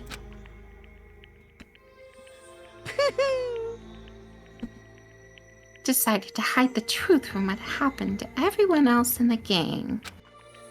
in order to keep the gang together and keep that promise to his brother. He could never admit that it was his own weakness that had caused the accident. And as a result, team was made even stronger under the banner of the kid who's bested his big brother. Daya was going to lose to his kid brother, so he got stupid and got himself killed. That became the explanation for what happened. Mando's lie became the truth. He wanted to lead the team so bad, he was willing to tell all kinds of lies about his brother. I just... I'm strong. Yeah. Strong. Yet. Oh gosh, that was Monokuma. Never mind. As soon as our killing game began, he realized no matter how tough he pretended to be, he was just another weakling that could die in an instant. And then the hateful Monokuma announced the revealing of the embarrassing secrets. At that point, it was clear I would have had no problem shedding light on his secret. Don't kill his own older brother.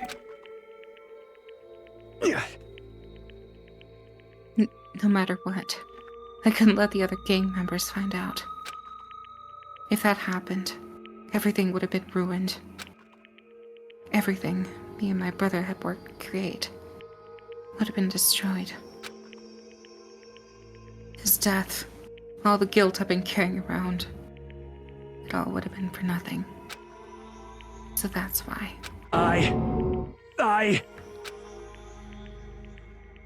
Mondo.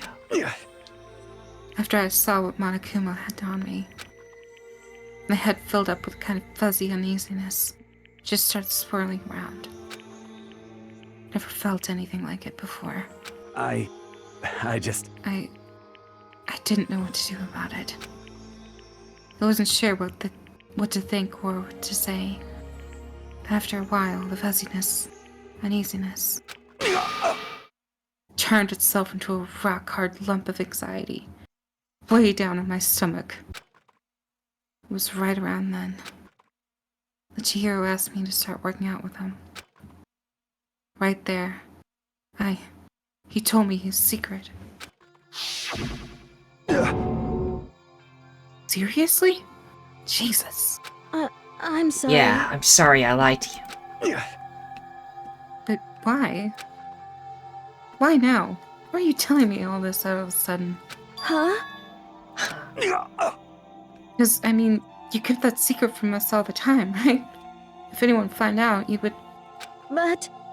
You're right, but... I want to change. I wrapped myself in lies. I'm weak. I want to destroy that version of me forever. His words were like a knife in my gut. Felt like he was exposing the lie I'd been living myself. I have to change. I don't want to be weak anymore. They're so strong, it can't hurt you, right? Whatever secret Monokuma might tell us. You piece of... So what? Saying I should just say it? What? You're saying What? if I really am, I should just be able to tell everyone my secret. Huh? I was jealous. I was jealous of Chihiro's strength. He had the strength to face his own weakness, to try and overcome it. The kind of strength I've never had. So I was so jealous of him. And that jealousy broke me. What? Are you making What? fun of me? I'm strong. Are you fucking with me right now? No! Not making fun of you, you really are strong, Mondo. Felt like I could hear something starting to creak. Something inside my head. What did he want me to do? What was I supposed to do? Was I supposed to just sit there and let my secret get revealed and ruin everything? What's wrong? Oh, what's wrong? Damn you! Why did you have to tell me all that? Are you trying to rub my failure in my face? I just wanted to... No, I just really admire you. I admire your strength. Yeah, that's right. That's right. I am strong. I'm strong. Yeah, okay. We get it. Stronger than you. You son of a bitch! And I'm stronger than Daya! He says in rage. I don't remember anything after that. When I woke up again, he was lying at my feet, covered in blood. I had the dumbbell in my hand. I was just staring at him, down on the ground. Hey. I killed him. I killed Chihiro. Even after all this time, I'm still just as weak as I've always been. And thanks to that, I did something I can never take back. Oh no. He was normally so aggressive, so angry. He hid that weak side away from everyone. That was his secret. A weakness like that lived in a heart like his, and it turned him cold-blooded. Gosh darn it.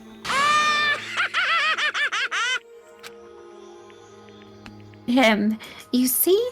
You're all just like him. For a secret from the past. For a memory. For that, he killed any living being in cold blood.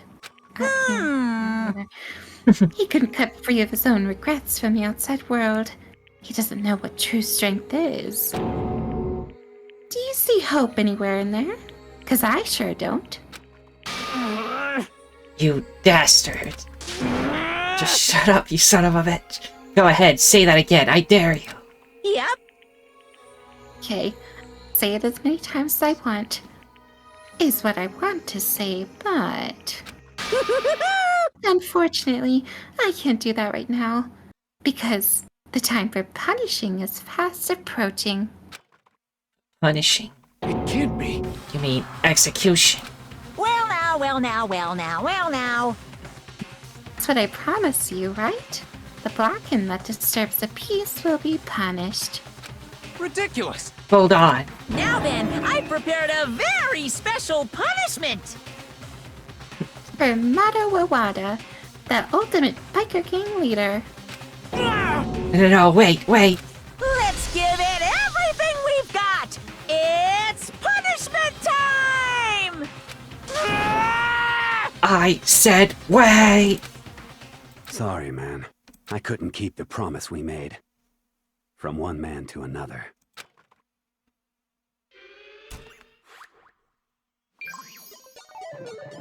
Game over. Mondo has been found guilty. The punishment. Holy moly, that trial took so long. Yep.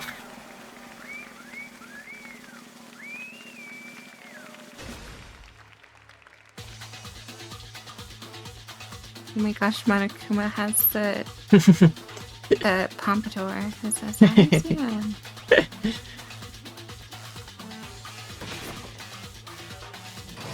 This one is something. The dome. The cage of death.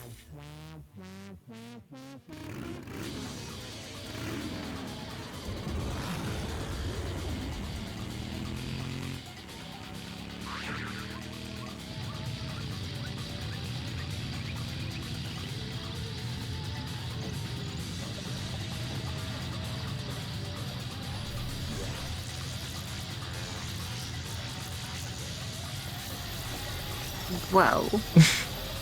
What in the world am I looking at?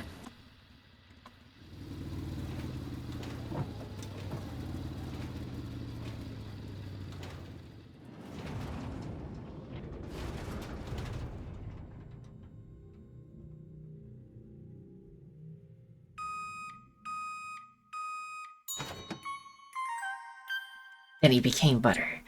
Butter?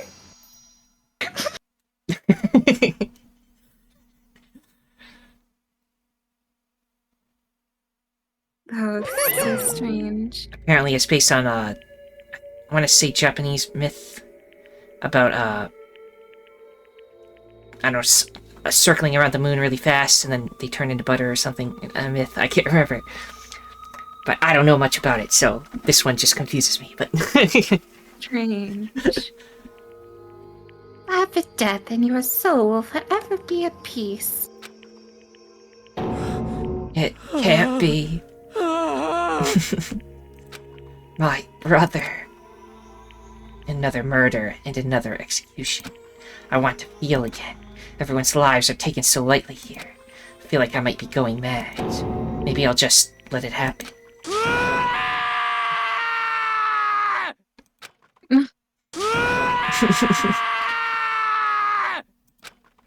As Taka's sad screams invaded our skulls, we were each forced to realize once again. But he, of course he had to. What a disappointment. This is the end of the game. But Byakuya... What is this? You're completely insane, you know that? A game? One of our friends is dead. Do you realize that? Naturally. Of course I do, because this game is life or death. Hey. I don't have anything to say to you. I don't have a response except that. However... I just don't understand why. Why did you go out of your way to disguise Mondo's crime? What? Why? Isn't it obvious? Because it made things more interesting. His voice was calm, emotionless, like the voice of death. It chilled me to the bone. Last night, when the murder took place, I was in the library as usual. Honestly. So you ignored the nighttime rule, too. She's really mad that people aren't following her rule. No one ever does. Poor Celeste. That rule never mattered to me. I don't recall agreeing to it. There is nothing to be done. Well, I don't particularly care. Please continue. The night grew late, and I decided to return to my room, which is when I stumbled upon him. I spotted Mondo coming out of the girls' locker room. After he'd gone, I looked inside and saw the corpse. What? What, you mean you actually witnessed a murder? He was such a fool. He didn't have the slightest idea that I'd seen him. Well... So you think you knew who the culprit was from the very beginning? That's right. Indeed. But if that had been the end of it, how boring would that have been? I mean, what a waste of time to have the answer revealed right at the beginning. Which is why I decided to lend a little helping hand. I thought it would liven things up. Did all that to liven things up? I see. So after hearing about Genocide Jack from Tilko, you decided to use that to create a fake murder scene. But... Damn, man. You hadn't figured out who really done it. You would have been dead too, right? Well, obviously I would have revealed the truth before it reached that point. Of course. Byakuya turned and looked me in the eye. I could feel his sharp eyes piercing into me. Thanks to a certain remarkable someone, it never did.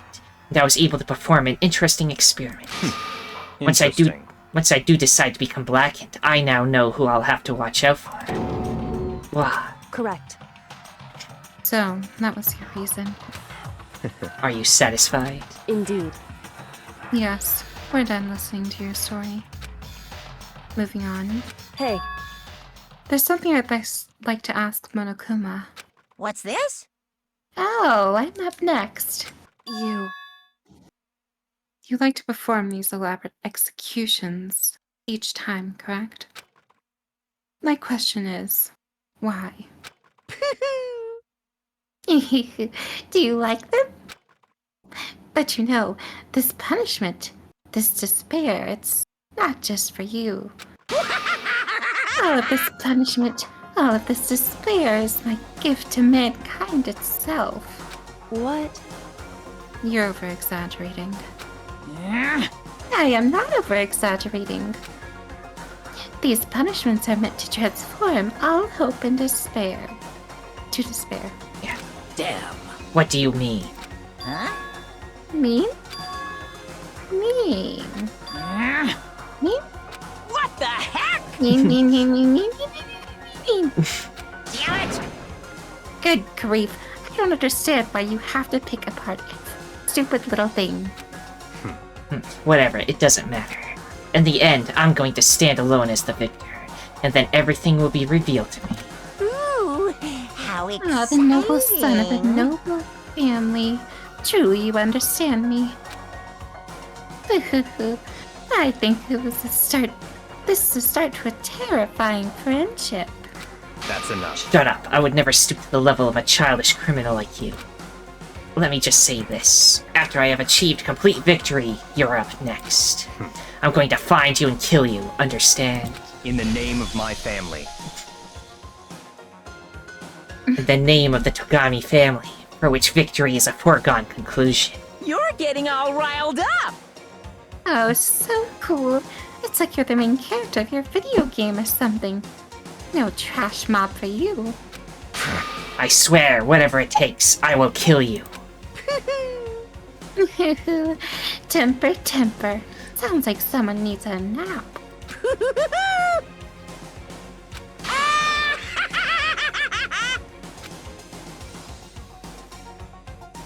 Monokuma's laughter peeled across the room.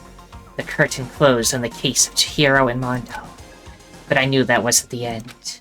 The killing game would still continue, because the mastermind wouldn't let it end. For those of us who were still alive, our worst fear and despair kept on multiplying. It was the kind of despair that felt like a blind puppy in hell had more of a future than us. All of our courage, our effort, our friendship, it felt like it amounted to nothing at all. It was the worst kind of despair. Oh my, what's going on here? Well, anyway, like I was saying, this is a pretty good spot. Yeah, a really good spot. Anyway, isn't it amazing how that girl went and killed someone before things even had a chance to get boring? Once things really get moving, it'll be like a roller coaster. There won't be any stopping it. Fear and despair charge forward at a speed nothing can hope to match. But I must admit, I'm disappointed.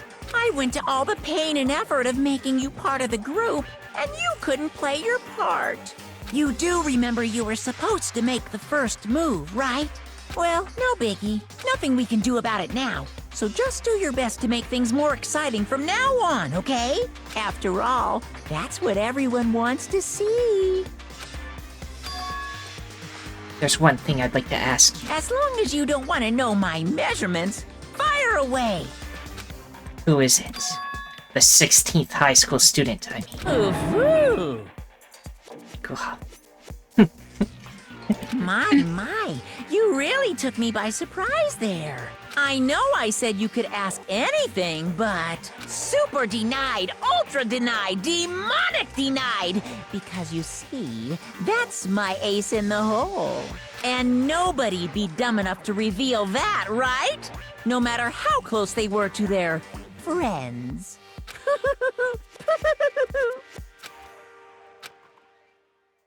Oh my.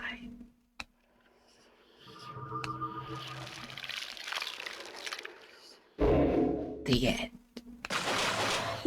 Okay. Down to 10 left. So many deaths. To be continued. You received a crazy diamond present. Oh my god. Give that to somebody to make them like you. Here's the crown he was wearing as he died. Remember that. That's awful.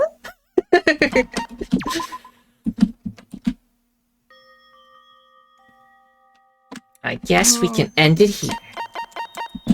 Yes, we definitely should. I don't know how long this was because I can't see the time. Okay, only a little over 2 hours. It's fine.